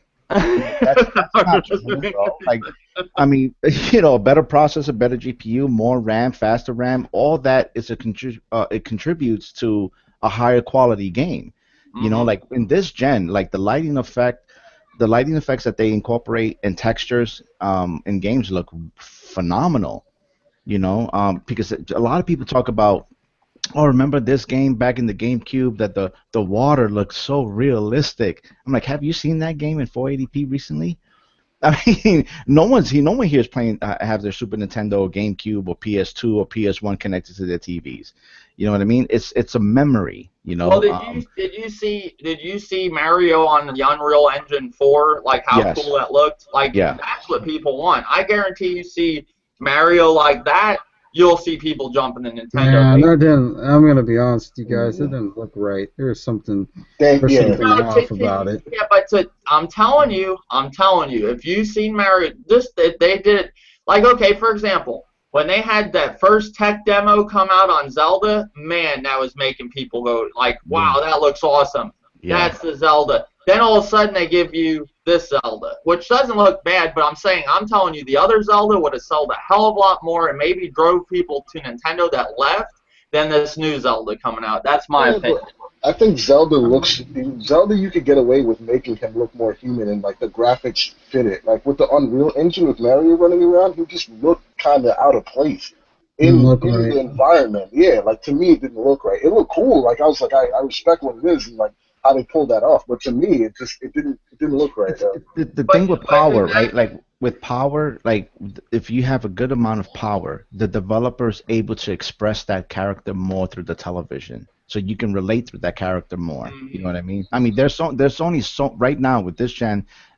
Let's face it, there's only so many animations that they could put on a face right now. You know what I mean? So that's where voice comes in. Like with this generation, the thing I'm mostly disappointed, except for UFC, too. It's like the animation. Like I've seen, there's a lot of games like The Witcher 3 looks absolutely gorgeous. The environment, the lighting. Can they do better? Of course they can, but it looks really good. But the animation and the control feels, like One Stop would say, it feels janky. I have to disagree with you on the fact that power is able to convey, more emotions. I think it's the job of the artistic endeavor, the people doing the coding, because I think you guys are you can both right. you can convey a great deal of emotion in a simple art design. If you have the right developer that's willing to take the time to do it, that they don't Exactly. want to do. Yeah. These Exactly. developers don't want to do that shit no more. They say, oh, this console's limited. Fuck this shit. They don't want to work around the edges, around the corners and all the other shit they have to do. That's the truth. They want something that's powerful. That makes their job a lot easier. Remember the Wii U and the PS4 when they were first announced and all these developers were praising them. I remember the PS4 especially, like there were so many developers praising the PS4, talking about how a technological marvel, and then a couple of years later that just all went away. It's like, yeah, because they think there's not. I remember when the Wii U came out and they're like, oh, we don't know about all the power under the hood, and that's the same shit that goes on with the Xbox now. The secret juice or whatever the hell they want to call it. Wasn't it supposed to drop by now? Just not hating or anything, but where's all that stuff? No, but I'm just saying there's all this like possibility that people want. I agree. I'm with Thanos. I have to agree with them. People want power. Power. If you don't realize this generation that power is the thing, like the most, because that's why they're jumping the PS4. Maybe the PS4 isn't that much powerful to us, but to most people on paper, it is more powerful. And This is where I throw in that the fucking gamers are entitled, dude. You know what I'm saying? Like, I've been seeing a lot of articles like, oh, you gamers are entitled, you feel entitled to this and that. And I really do think they really feel entitled to certain things. And that's one of them. Like, in my opinion, a lot of people, oh, yeah, we want power. We want fucking power. Number one, why don't you have a PC? That's first and foremost. Number two, if you want power and the console costs $600 to $700, are you gonna pay for it? No, right? So you really don't want power. Like, I've seen people like, when the Wii U article, no, when the NX articles came out, and they're like, oh, it's using a really powerful, what is it, the CPU or something like that, and then people are like, oh yeah, 4K, this and that, at $200. I'm like, what? Like, what world do you live in where you want to get like 4K performance for $200? Like, they're entitled, dude. Like they're spoiled and entitled sometimes, bro. What? And a lot of the people that use the word power, what does that even mean? What does that? Because you get down to the nitty gritty of technology. The discussion should be power versus efficiency. Well, it's kind of like well, if you look at it from like an artist, right? Like let's say if I try to use a portrait of myself, and you give me a color palette of 8 colors. There's only so much I can do with 8 colors. Now it's up to me to manipulate those 8 colors into something beautiful. But if you give me a palette of 128 colors, I can paint something more vivid. Now, and that's all it is, really. It's just that simple concept. Thanos just explained it perfect.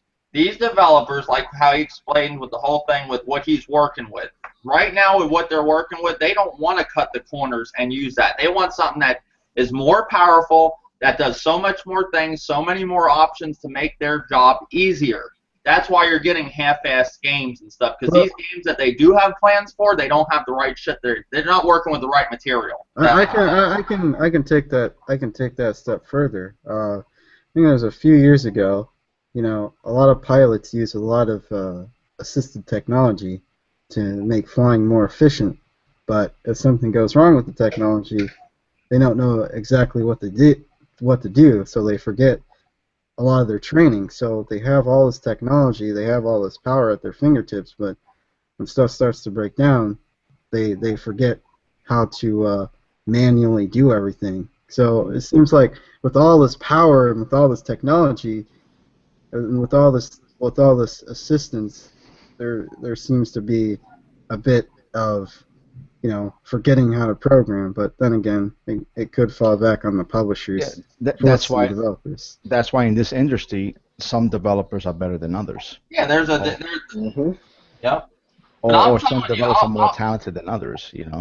I'd put money on this. If they came out, I'm just saying, I know you guys, and I think the reason you guys don't want to hear it because you're in the same boat as I grew up in the NES generation, and I think we're the audience of Nintendo that would like to see things stay the same. But you got to take into consideration there's new gamers now, and the gaming industry is at its peak. You have more gamers coming in off the streets now that have never gamed. So when they look at a game, they see a game like Mario, and they're like, what the fuck is this? They're like, that looks horrible, like compared to games nowadays. Now, if Mario comes out looking like the Unreal Engine, the new Zelda they showed, that Zelda at the tech demo, I'm telling you, you would see more people jumping on Nintendo than ever. It would all come back to full circle, I think. Well, it's kind of like Disney's in their movies. Their Disney movies are very, very eye candy. Yeah. You know, so it appeals to a wide rate of audience. Now, that's just visuals. Like it's visuals is not going to make a shitty story a better story. You know, so there's multiple. It's not just graphics. It's also gameplay. It's also how the package is handled as far as marketing and all that shit for the game. Many things have to come in together in order for something to become successful.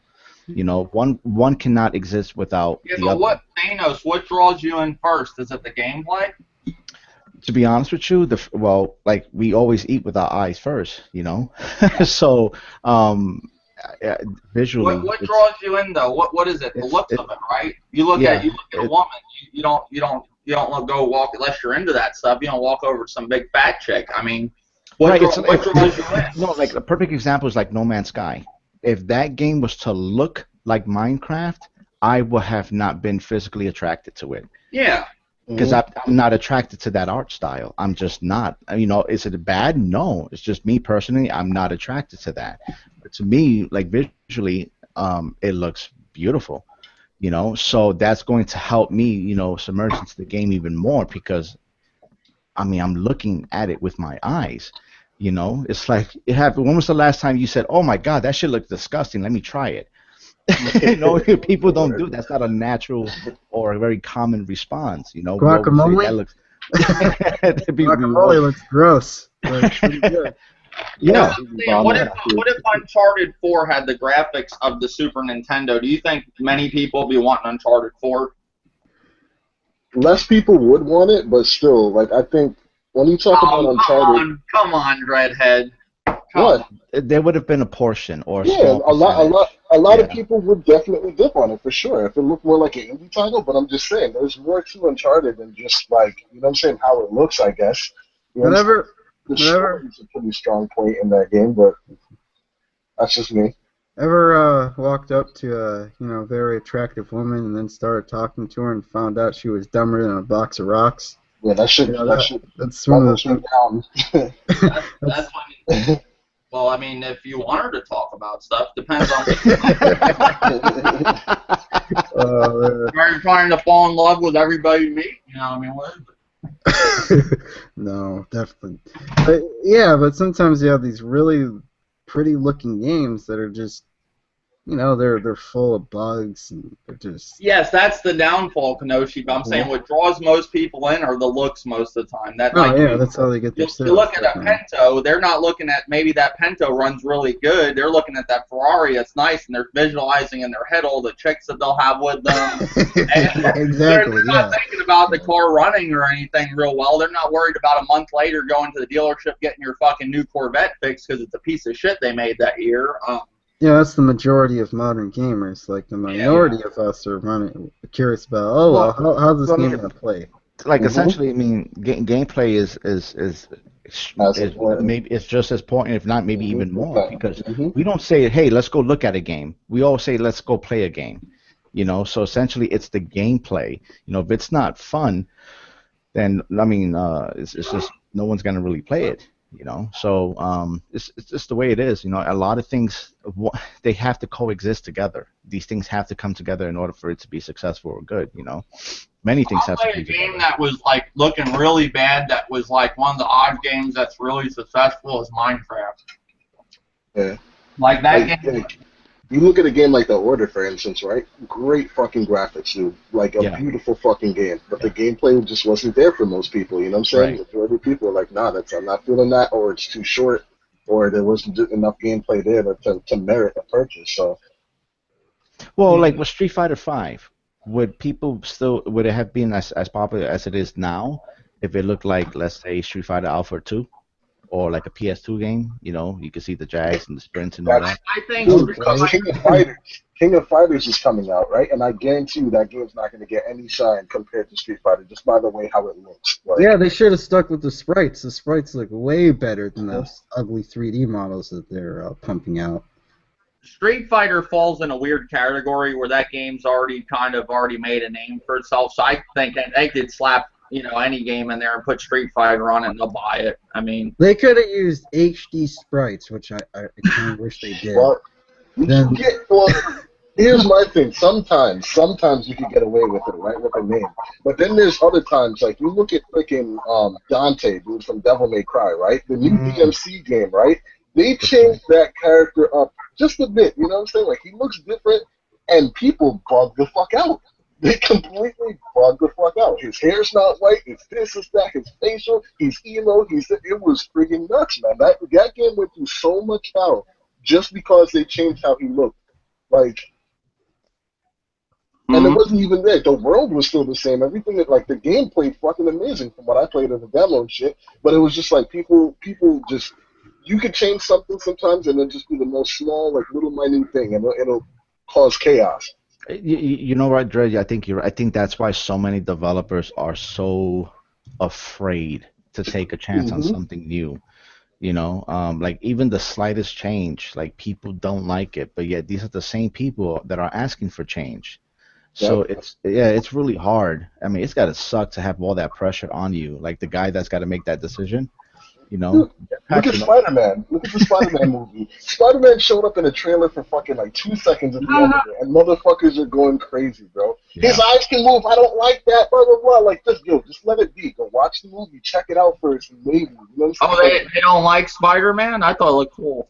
Yeah, they said that his eyes, I guess, can give off expressions or something like that. His eyes give off expression. Yeah, he squints and shit at the end of the fucking trailer, and people are like, "What the fuck is that? I don't like it." His suit is like, they oh my god, man, we tend to tear shit apart.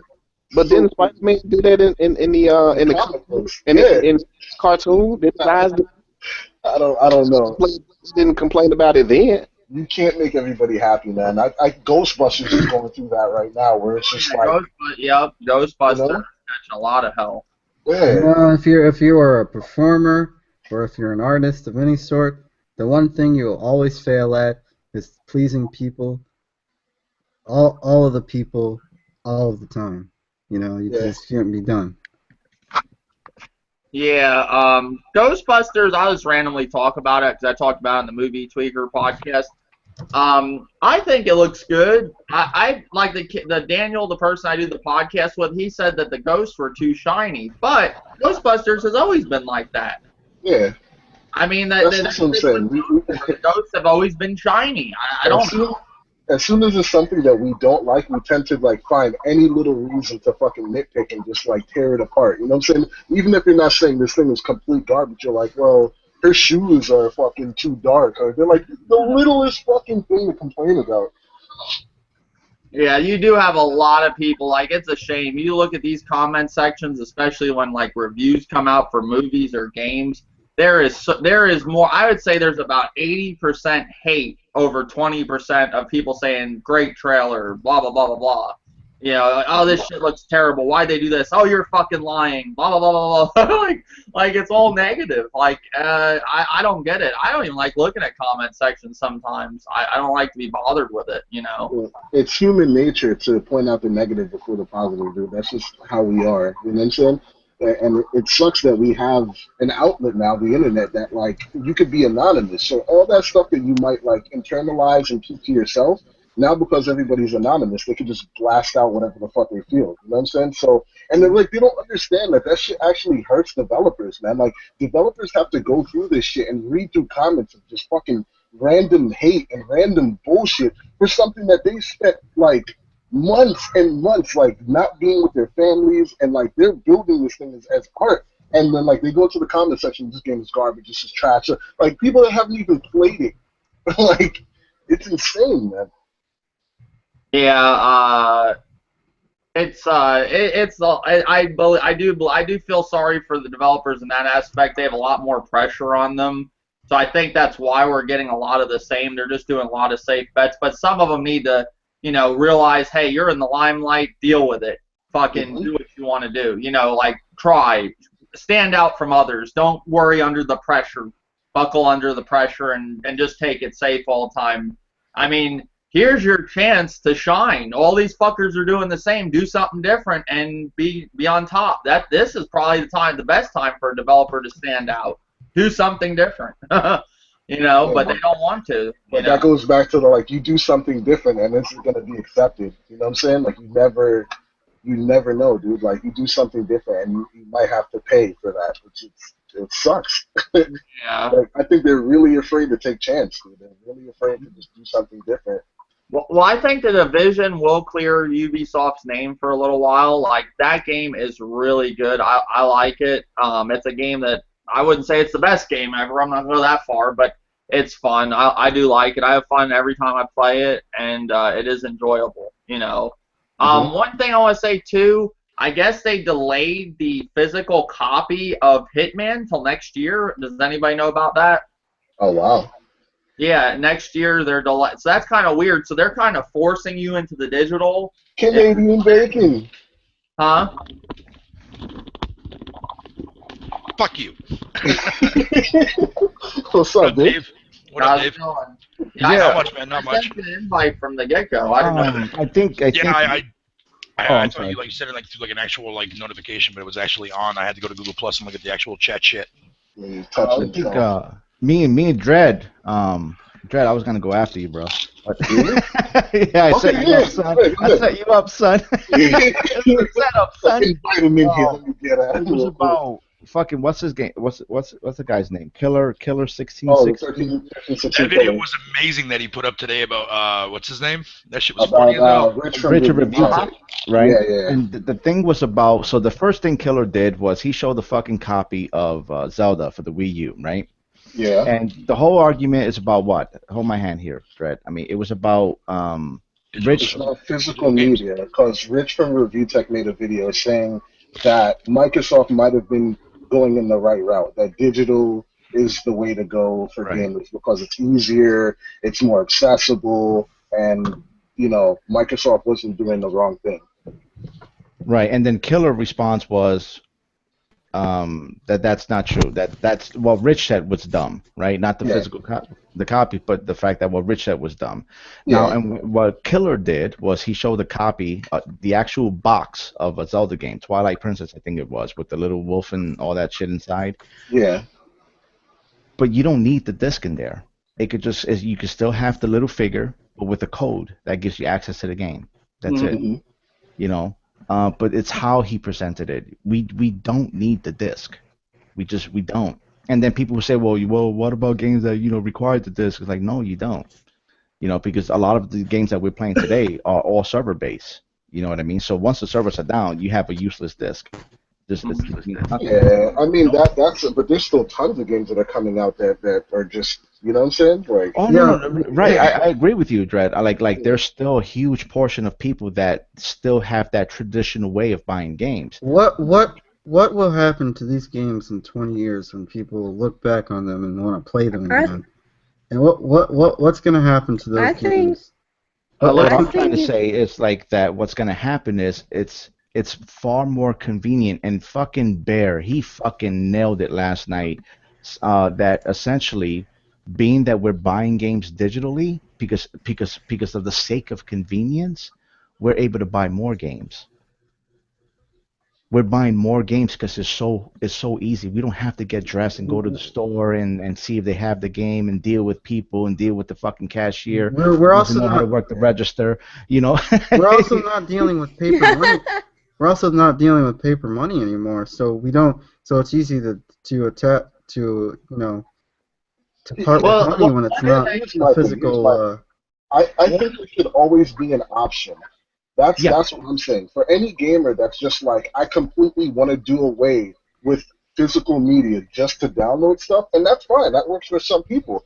His whole library is digital, right? And there are benefits to having it. It's easy to launch. It's easy to download. You can pre-download it and have it downloaded before. But there are also benefits to having physical media. You could get it cheaper at the store. You could borrow. I don't have any fucking benefits for digital. you could rent it. You know what I'm saying? Like you could steal it. One thing, Dread, though, that I noticed, like, this is just my area. I don't live in Florida no more, so if I was in Florida, I could probably tell you for sure. Tennessee, Okay. I have 3 GameStops, a Best Buy, a couple other gaming stores. None of them do midnight releases on Call of Duty, any of these games anymore. Yeah, that's true. Because the digital thing is definitely booming. Don't get it wrong, but like for people that think that we should just do away with it, that's my issue. Because it's like there's still like physical. You can always find a way around to get it cheaper through eBay, through Best Buy Gamers Unlocked program, through Amazon Prime program. You could get these games day one for like 40 and some change. Like if you sign up to one of those programs, Best Buy, it's $30 for 2 years of service, and you get 20% off of every game. And usually they'll give you another 10% and give you $10 back. Like you're not getting that. You know what I'm saying? Like what you're saying, Dredd, is that no one here like disagrees with you. Like you said, like that's what's wrong with more options. Nothing. But what I think what's gonna happen is like with Dave, because like me and Dave, we accept shit. Like we can't change it, so you might as well run along with it.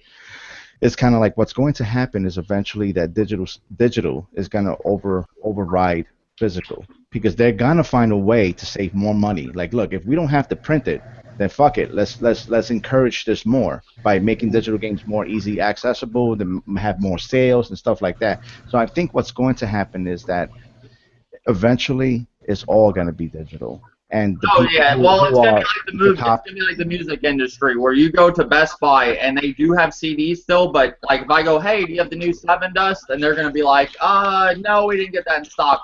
That's how it's gonna be. They're gonna have some titles, the ones that actually. It's going to slowly replace it, just like DVD slowly replaced VHS.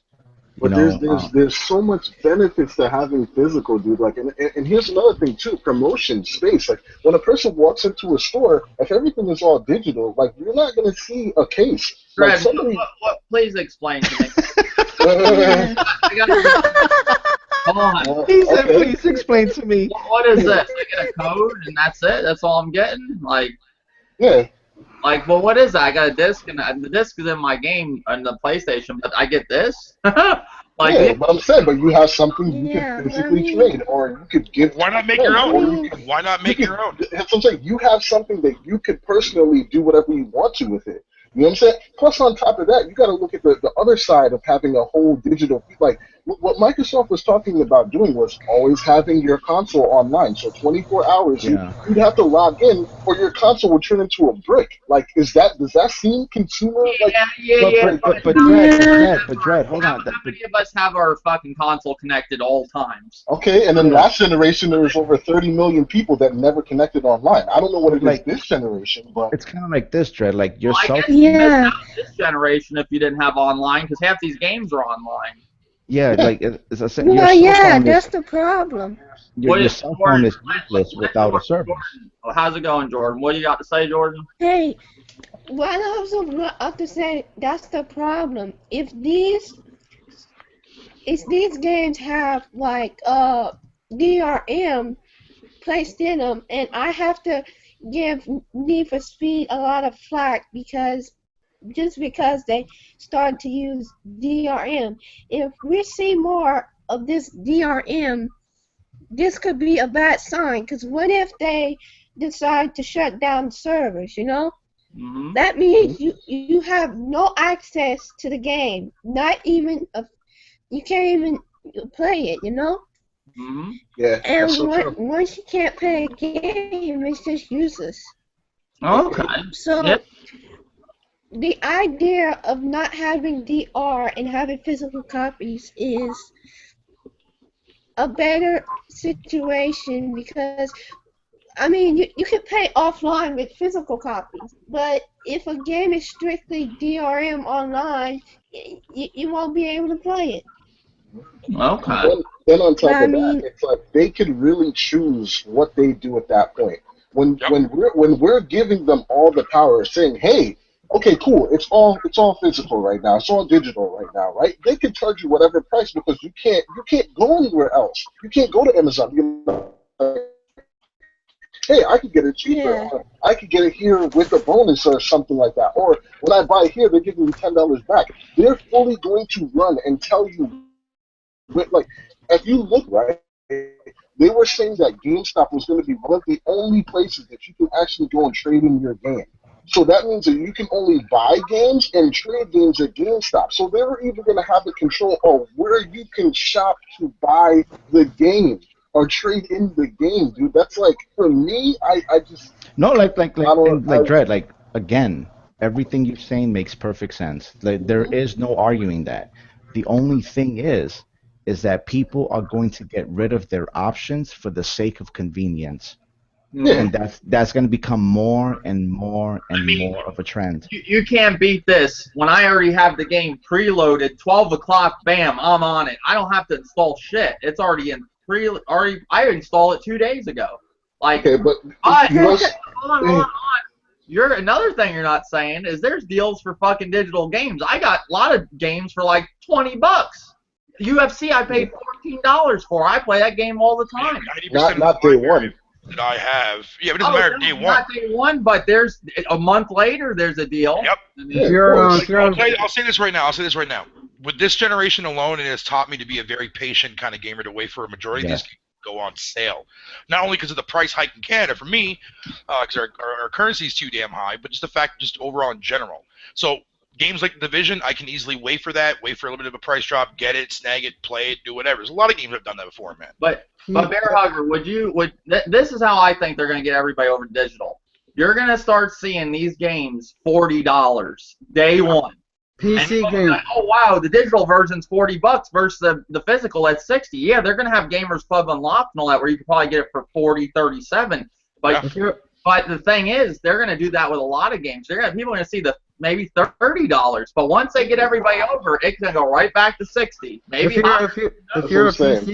you're a PC gamer like CD Key House Steals and CDKey.com, you can get games for like $30 day, pre-order games for $30, $40. That's how they're gonna do it with consoles. They're gonna be doing all these things that you're gonna see with deals. It just hasn't happened yet. They're testing the waters right now. Yeah. That's all. Yeah, it's too early. You're right, Dave. They really, a lot of what this generation is about is in the test phase. And as far as the collector's edition goes, like with the statue, the Street Fighter. They're giving away collector's editions without the fucking physical disc. Halo. Are you kidding me? Without the physical disc, and same thing with Hitman. It's just a code, right? Here's the thing, though. GameStop is already trying to fight against that. If you don't have the physical in the actual bundles, they won't even sell them anymore. But the thing is, GameStop ain't gonna be around when it goes digital. Yeah. But that's what it was, dude. If you would look at what we're talking about, what Microsoft was going to do, GameStop was going to be like, you'd bring in a game or whatever. Oh, I want to trade this in. And then they would scan it, and it would take it off of your console at home. So still, that was going to be the trade-in program, but GameStop was going to be a crucial part because, like, what people don't understand is how much of a stake that GameStop has in gaming, dude. I wouldn't say for much longer. I don't think they're doing the best that ever. Well, they need GameStop to sell consoles, dude. Like, if GameStop is like, fuck that one. GameStop forced people to put the actual physical disc in their bundles now. And they turned around and, okay, cool, the physical disc has to be there. Like, it's... How many people buy physical disc on PC? Is that still a big thing? No, Dave, I don't even touch PC. Dave, I don't even have a CD tray. I don't even have a CD tray. Do people buy a lot of physical discs like they do on console? No. A huge percentage. How much I don't know, but I'm sure it is a very huge margin of people, and we have Steam.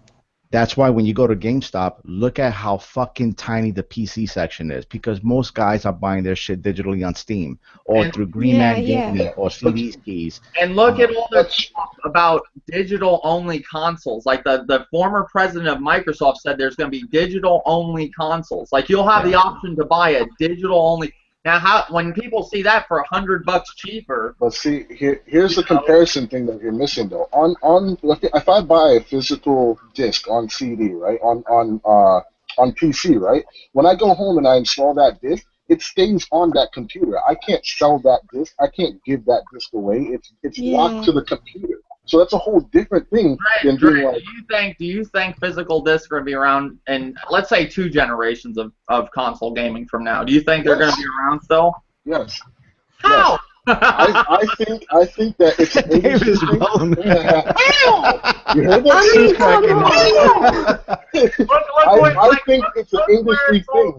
But no, nobody's looking at the big picture here. Look at these consoles. Okay.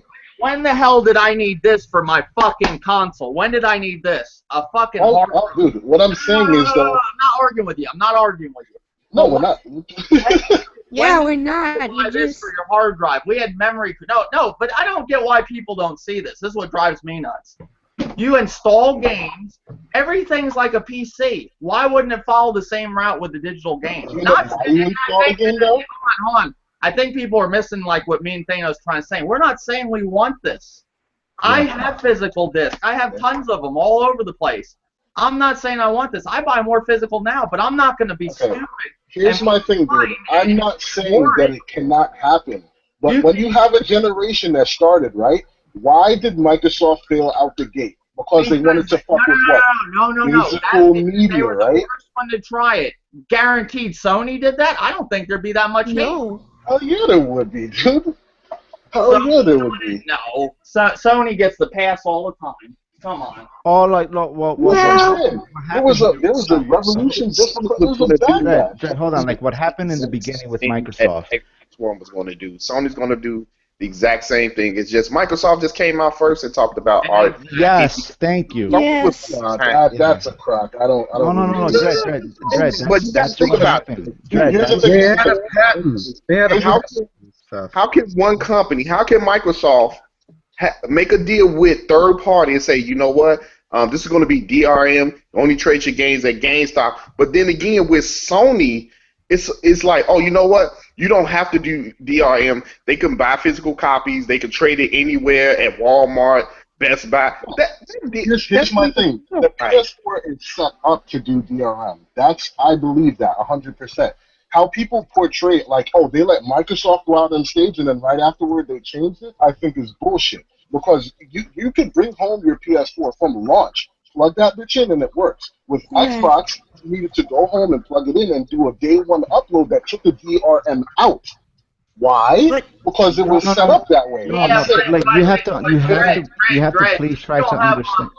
If you don't have online for these games and get updates, they run like shit if you don't hook them to online. Yeah, the DRM is not in the actual. The DRM is not on the disk though. The DRM is in the server. You understand? So the machine has to communicate with the server. So this is one of the reasons why all of Ubisoft games were delayed. Because but I just don't believe that people, like when people are like, oh yeah, they did it right at the conference and they just switched it out last minute. Yes, like, they did. They did because originally the PS4 was going to be $399 and it was going to include the camera. They made the decision because remember, Sony had 7 hours to adjust to whatever Microsoft had said. But they had a long hours. They had a patent like that out the gate, right? They had already been mass producing them. There would be a day one update to take the DRM out because that's how, like the Xbox, when you bring it home, there's a day one update to take the DRM out of there. Like, okay, cool, it works with the disc now. You feel me? Like, still to this day, whenever you put in a disc, it downloads the game offline on Xbox. That's why when you take it offline, the game installs faster because it's using the disc. It was built to play DRM. I'm not saying that the PS4 is built to do it too because we have to install the disc. Were they going to do that? I don't think so. That's all I'm saying. It's like this too. Like games are going to be something you experience and no longer collect. That's what's going to happen. I don't want it to happen, but that's the way it's gonna go. That's the generation. That's the problem. People think when I sit here in a video and say, hey guys, I don't want to see it go this way. I say that right in the beginning of the video, but when I go talk to them and say, then they're like, oh fuck that, digital only. I've been saying this since the get-go, since this generation started. I have videos. It's like Dave too, like your Blu-ray movies, right? Yeah. Did you know that you're not allowed to make a copy of that? You know why? Really? Because it's not yours. Yeah. No. You bought the fucking thing, but it's not yours. You bought the license to rent the fucking thing. Yeah, it says it right on there. It's your That's disc. the No, well, problem. not really. It's your license. You licensed the movie, but Yeah, you and can't make that's the thing. Don't get it twisted. I'm not going against what you guys are saying. right, I believe 100% that it's a plausible thing. I would never say no. It's never going to happen. Do I think the industry is trying to put that in our head? Like, hey, it's going to happen. So just accept it. Just deal with it. Yes. Yeah. Just like how they said in the beginning, oh, these consoles are going to fail. Nothing, and look how much they're selling now. Of course, the industry says a lot of stuff that they want you to do. They want you to give up and be like, man, all right, cool. Since it's going to go that route, I might as well just get an all Damn digital it, I was library talking to from myself. now. you. Like, You know no, what? like we talked about convenience, right? When people go out for Christmas, right? When a mom or dad or pop, when they go out for Christmas or whatever, and they want to buy something for their kid, what's more convenient than throwing everything into a cart, wrapping it up, and putting it under the tree? Like, that's convenient too. Like, you got to look at it from Like, both sides. Dred, I'll tell you this real quick. Back when I was playing Rainbow Six Black Arrow, and I was on Kai and on Live and all that shit years ago, right?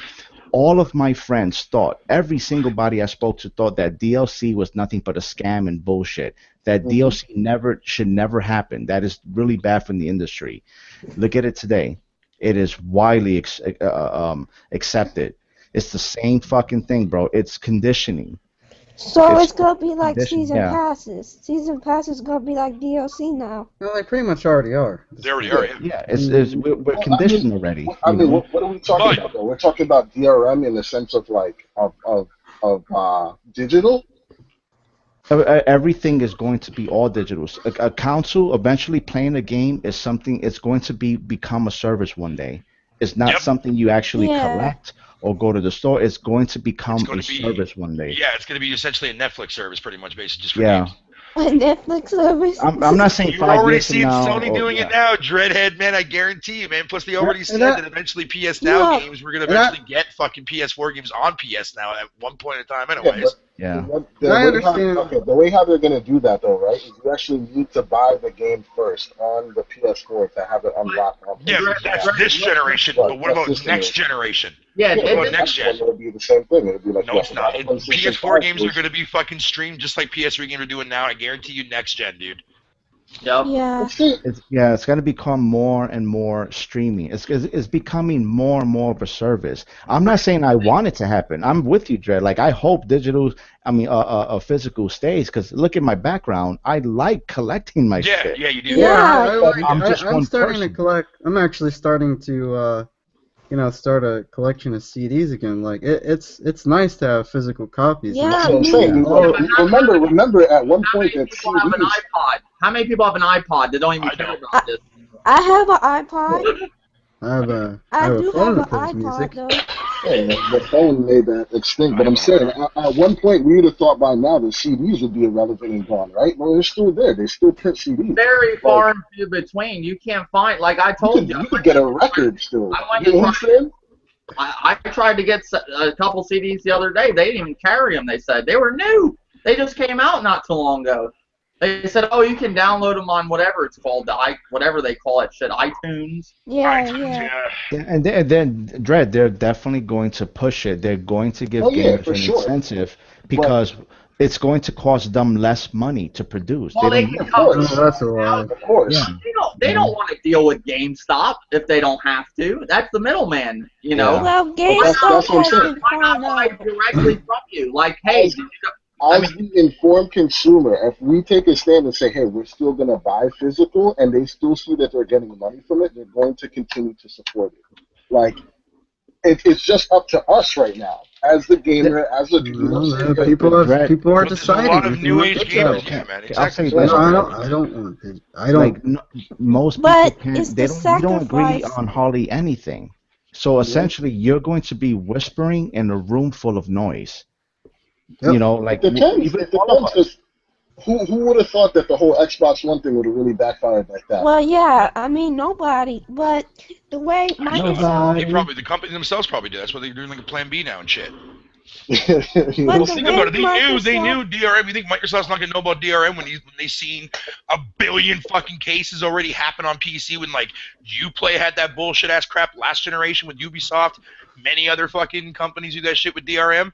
They knew there was going to be a massive Yeah. backlash for that shit. yeah, I There's no know way you can tell that. me they didn't. they weren't going to have And a backlash. it's like this too. Like No things, fucking way. Poppy 2K informed me about this. You know, EA on Battlefront, they made over $1 billion in just Yeah. DLC alone. Oh, yeah, because they An had so many loyal additional fans. Holy billion shit. dollars in just Christ, DLC everybody. alone. That is fucking crazy. That right there sets the standard. Slowly, we might not see things today because as consumers, we can only see maybe today and maybe a couple of weeks. These motherfuckers are planning 5, 6, 7, 8, 10 years down the Yep. road. Absolutely. Right Exactly. I now, they're mean, building it's crazy. state-of-the-art servers for us to play on 10 years from now. Yeah. You know what I mean? And I'm with you, Dredd. What you're saying, I'm not against it at all. But the reality is that the guy standing next to me is dumber than a box of fucking rocks. You know what I'm saying? The reality is, we're the old man yelling at the kids to get Yeah. off our lawn. That's, Yeah, I mean, that's the sad That's what I'm reality saying. of it. Like us traditional guys, us traditional players, we're fading out. We're fading away. It's the we new guys who are coming over and taking over. They're gonna form how the like the game industry is gonna casuals. born. Like the casuals and all and the dude bros is like we're separated into these groups, and the minority of us is old gamers because like it feels like that we're the minority of the voice and not the majority of the voice. That's the casuals, you know, the kids, and you know Well, all they've that. said it. They've Jordan, they a they lot said of it. people don't realize, Jordan, a lot of people don't realize casual gamers is the market. That's Well, most. yeah, Yep. exactly. 90%. That's where 90% of the money flow comes from, man. Yeah. It's the goddamn Yeah, casuals, man. They're the they've ones buying the DLC. They're the ones buying these fucking season passes. Microtransactions being the worst of But it all. is it their fault though? With these budgets, with these budgets, there's no way that this industry couldn't survive without the casuals with the Yeah, that's budgets they true. pour in these games. Now, And Yeah, so, and I Dreadhead, I don't want to seem like I attacked you. It's just, I'm not. No. That wasn't towards you, Dreadhead. It's just toward people in general with Yeah. digital. No, that's not like we're not actually arguing though. No, We're just I just want people to know that because people always think like how Thanos said that when you bring it up, it's like you want it. I never like with the Star Wars Battlefront season pass. I said in the video, I don't want this, guys. I don't want it. But I spoke my mind about it, and then they fucking flipped out on me. they attacked you profusely on that, man. Yeah. People, That game actually wasn't that bad. That game was not that bad. What you guys are doing is playing the devil's advocate. There That's you go. all you're doing. Because Yeah. even look at something like this though, like just quick and simple. Like everyone talks about convenient, right? Okay, let's say if I go to trade in my PS4 right now, right, and I have all digital. When I trade that in, there goes all my games. I don't get reimbursed for any of that. You know what I'm saying? Right. So I could play games the whole generation and be one of those people that likes to trade in their console at the end. And I could trade in the console with all these physical games and get all this extra shit, right? And then now it's all digital. And now because I don't have that console, I'm locked out of all those games that I purchased. Like there's so much. Check this shit out, that Greg. can come. You yourself just fucked up a little bit right there because who said you have to go and trade in your game at GameStop? You don't have to do that. In fact, you can have your own garage sale or go to the streets and make more money. Why should you give Why should you give GameStop money? No, exactly. No, what I'm saying is like it's conditioning. You know, we all have to look back and reflect on what the fuck we're doing. Now, the reason why you and me or whoever goes to GameStop, why? Because it's convenient for them to deal with the fucking mess. You know, the thing is though, if I was to sell my games individually one by one to people like in my town, I will be more profitable. But I'm willing to sacrifice that. Yeah, I'm willing to sacrifice more profit because of the sake of sell your convenience. account like you do on Steam. You could say, hey, I got Dave's have it. It has all these games. They ain't gonna give a shit what the name is. They'll change it. If they could change it. I don't know if they can change the name, but some of them wouldn't even give a shit. They just some of them won't care, because they can just make a new account and then have the other one linked, and there you go. They can play all. Or you could look at it like you always got games when you get your money back. Another PS4, you got games to start with. Hey, I have to give Steam this though. You get to give people like games, you know. And if you use third-party sites and whatnot, like G2A or G2 Play, you can do technically the same thing. I do think this. I do think they got to make it like Steam where you could trade your games and shit. They need to do something like that. Well, yeah, they I think should. they will be. I think. Oh, go ahead, Thanos. I'm sorry. No, go ahead, Bill. I spoke enough. Go ahead. Ah, shit. You fucked up, son. You fucked up, bitch. No. Before I get out of here, though, David, I just want to say real quick. Fucking yeah, I think Steam, since when Steam brought in that whole entire refund policy shit, and I think Microsoft's doing it now. If I remember reading correctly the other day, somebody told me the other day that Microsoft is going to be incorporating a refund system for digital games now. That makes sense. So if Sony does the same thing too as well, then there you go. That just That's weighs up that problem. You don't have to go to GameStop anymore. Yeah, I I don't. don't go to GameStop anymore except until I have to buy fucking like PSN cards, because they used to always ask me, Yeah. "Oh, we don't see you in here anymore. How come you don't come in here anymore?" I'm like, "Because I buy digital. I don't go retail." Well, yeah, I mean, digital is starting to be the main thing for gamers now. It's like it's nice to have physical and digital both because, I mean, Well, not for me. That's I see, didn't. Jordan hit it like that's what we have to fight for, dude. And like like yeah. you got to think about just so many different things when you just go all one way. All digital would be fucking like we have countries that have crazy internet, dude. Like Australian shit. Like we have data caps now. Like Right. there's a ton of different things that going all digital is so horrible. And I hope that gamers get informed so we can make a good decision. But Greg, they still manage to upload 10 videos a day on YouTube. What happened? I don't get that. No. I'll give you a prime example, because the reasons why I switched over to fucking digital, because of two things. One, I used to have a bandwidth cap in my internet, so retail was the only way to go. I couldn't even go on PS Home last generation because that shit was a bandwidth motherfucking goddamn fucking hog, dude. I was on PS However, Home. hold on, Jordan. Basically, so the main reason why I switched over, not only was because I was able to get unlimited back with my provider, but I had a bad habit of like going out buying these games, and I would convince my friend to buy them, like my real life friend, my friend Faye would buy these games too as well, and then like a day or the next day I would sell them, and that would piss her off beyond belief. So I kind of felt bad for doing that shit because plus the way GameStop fucking does, and that was way before buy and sell over opened up fucking next to me. So GameStop would rip you off, of course. They buy a brand new game, they give you like what, $25-$30 for it compared to what you paid for and that kind of bullshit. Yeah. So it was kind of a waste for me. So that's when I decided to go full on digital, and I haven't looked back since, and I haven't regret a moment of it. There's only been one game on the PS4 that I bought digital retail so far, and I only paid $5 for it, and that was Crap Dogs. Right, that was it. Have you beat any of the games, or you know that you have games on it that you're never gonna touch again, and you just be like? No, every game I'm eventually get around to beating. Everyone I'm playing, I'm beating. I'm just building up a nice library of them. I'm just saying, even though after you beat them or something like that, you're never gonna play them again. It'd be cool. What are you trying to say, bitch? What are you trying to say, motherfucker? I'm just giving it. I'm just. That's what I'm saying. It's all about showing both sides of this thing and showing that like convenience on one part could be convenient the other way too. You know what I'm saying? No. Yeah, I'm not saying anything against it, and I would never tell people to fucking oh, dude, you should go digital. You know what I mean? Retail should always be an option, no matter how many ways we look at it. And I do agree with what Thanos and Dave were saying. You know what I mean? I want retail to be there, but me, just personally, I just prefer digital.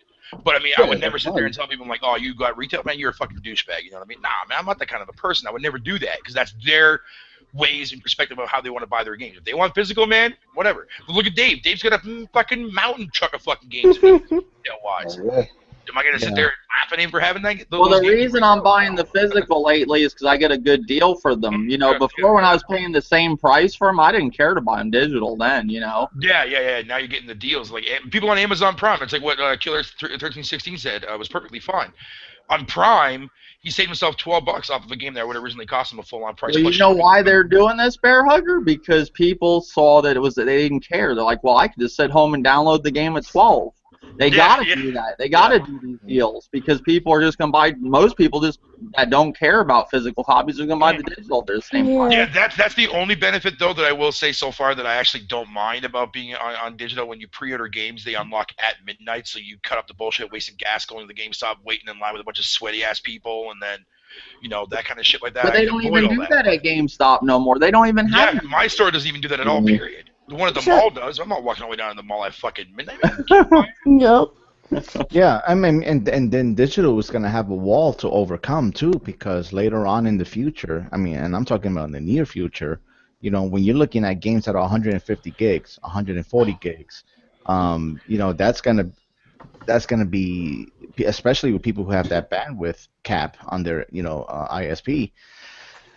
If that ever happens, like I'm gonna have to go physical again because that's a lot to True. You're gonna have to go. download. You know what I mean? Yeah, you're gonna have to go physical, but on top of that too, as well, you're still gonna have to use your bandwidth regardless, because I guarantee you those games are gonna come out with big, massive day one Yeah, upgrades. You have to yeah, download, man. big patches and stuff like that. So either way, you're wasting bandwidth regardless. Just not Yeah, as much as if you were Not as much. going digital. Yeah, not as much, but still, you're yeah, still wasting that bandwidth, whether it be from online play itself, down updates, or wherever the case may be, or down like theme packs or whatever. It doesn't matter. DLC, that kind of stuff. Yeah. Man. You know what I mean? Let's That's what just happens hope. when I we're don't in an know. online world, man. That's what happens when we're in an Because you know online what's another world. crazy thing? Like they'll be quick to tell you how much physical is rising up every year, and we know that the digital how much digital It's a is going marketing up every point. year, Yeah, right? it's a marketing way to But go. they don't really keep the whole physical thing. Like they don't tell you about that, right? Which is probably going down as more people get used to the whole downloading their games and everything like that. But it's like, what if it's doing healthy? What if it's just as fine? You know what I'm saying? Like, yeah, it's going to lose here and there, but what if it's perfectly fine? Like, I'll see, oh, yeah, fucking physical is growing 60% over this year and blah, blah, blah. But, like, I think it's literally them just saying it so we, like, can fall into the trap and be like, yeah, it's going to happen. I hope to God it doesn't. Yeah, no, I agree with But you. if Man. I it agree with you. does, and you know what? I'll say it here first. I'll say here real quick, Dave. I'll say here first. Next generation, you're not gonna see CDs anymore. It's all gonna be cartridge. What? I guarantee it. that'd be Well, crazy. I mean, I could see Nintendo doing that, but Sony and Microsoft, Thanos, Yeah. really? Yep. Yeah, all It's right, far more efficient. It's far more efficient. Less compact. cheaper. And it's, yeah. I think And if plus it's on not top of next it, you can write the, generation or the generation after, you will see digital. If it's not next one, it's the one after. Will be all. It'll be far and few between physical discs still around. Right. Yeah, it's gonna be like PC. Like certain games will come out retail wise if they allow it, if they wanted to, and then people are gonna be like, oh, it fucking sucks. But eventually, people are gonna adapt to it. PC community did. Console gamers will eventually adapt to it eventually. And I hate saying it though, man. I really do, because like I said, physical should always be an option. Period.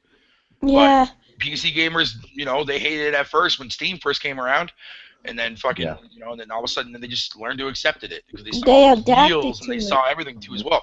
So if consoles become digital too as well, we can very well potentially see sales just like fucking Steam. Doubt it. But you never know. You never know. Well, I'm gonna shut this thing down, guys. We've gone long enough. I don't want to go this long. I appreciate everybody joining. Thanos, thank you as always. Thank you, Dave. I really appreciate being here. Love it. Thank you. Appreciate having you. Old Dirty, I think he's there. Oh, no problem, Dave. Thanks for having you, man. Kenoshi. I think Kenoshi's there. Pre-ordering a game right now. Jordan Dizzle, how's it going, Jordan? Thank you for coming. No problem, man. Thank you for having me on this podcast, man. It was awesome. All right, appreciate it, man. Dreadhead, thank you for joining, man. Thanks for having me. Shout out to the Glitch community. Shout out to the gaming enthusiast community.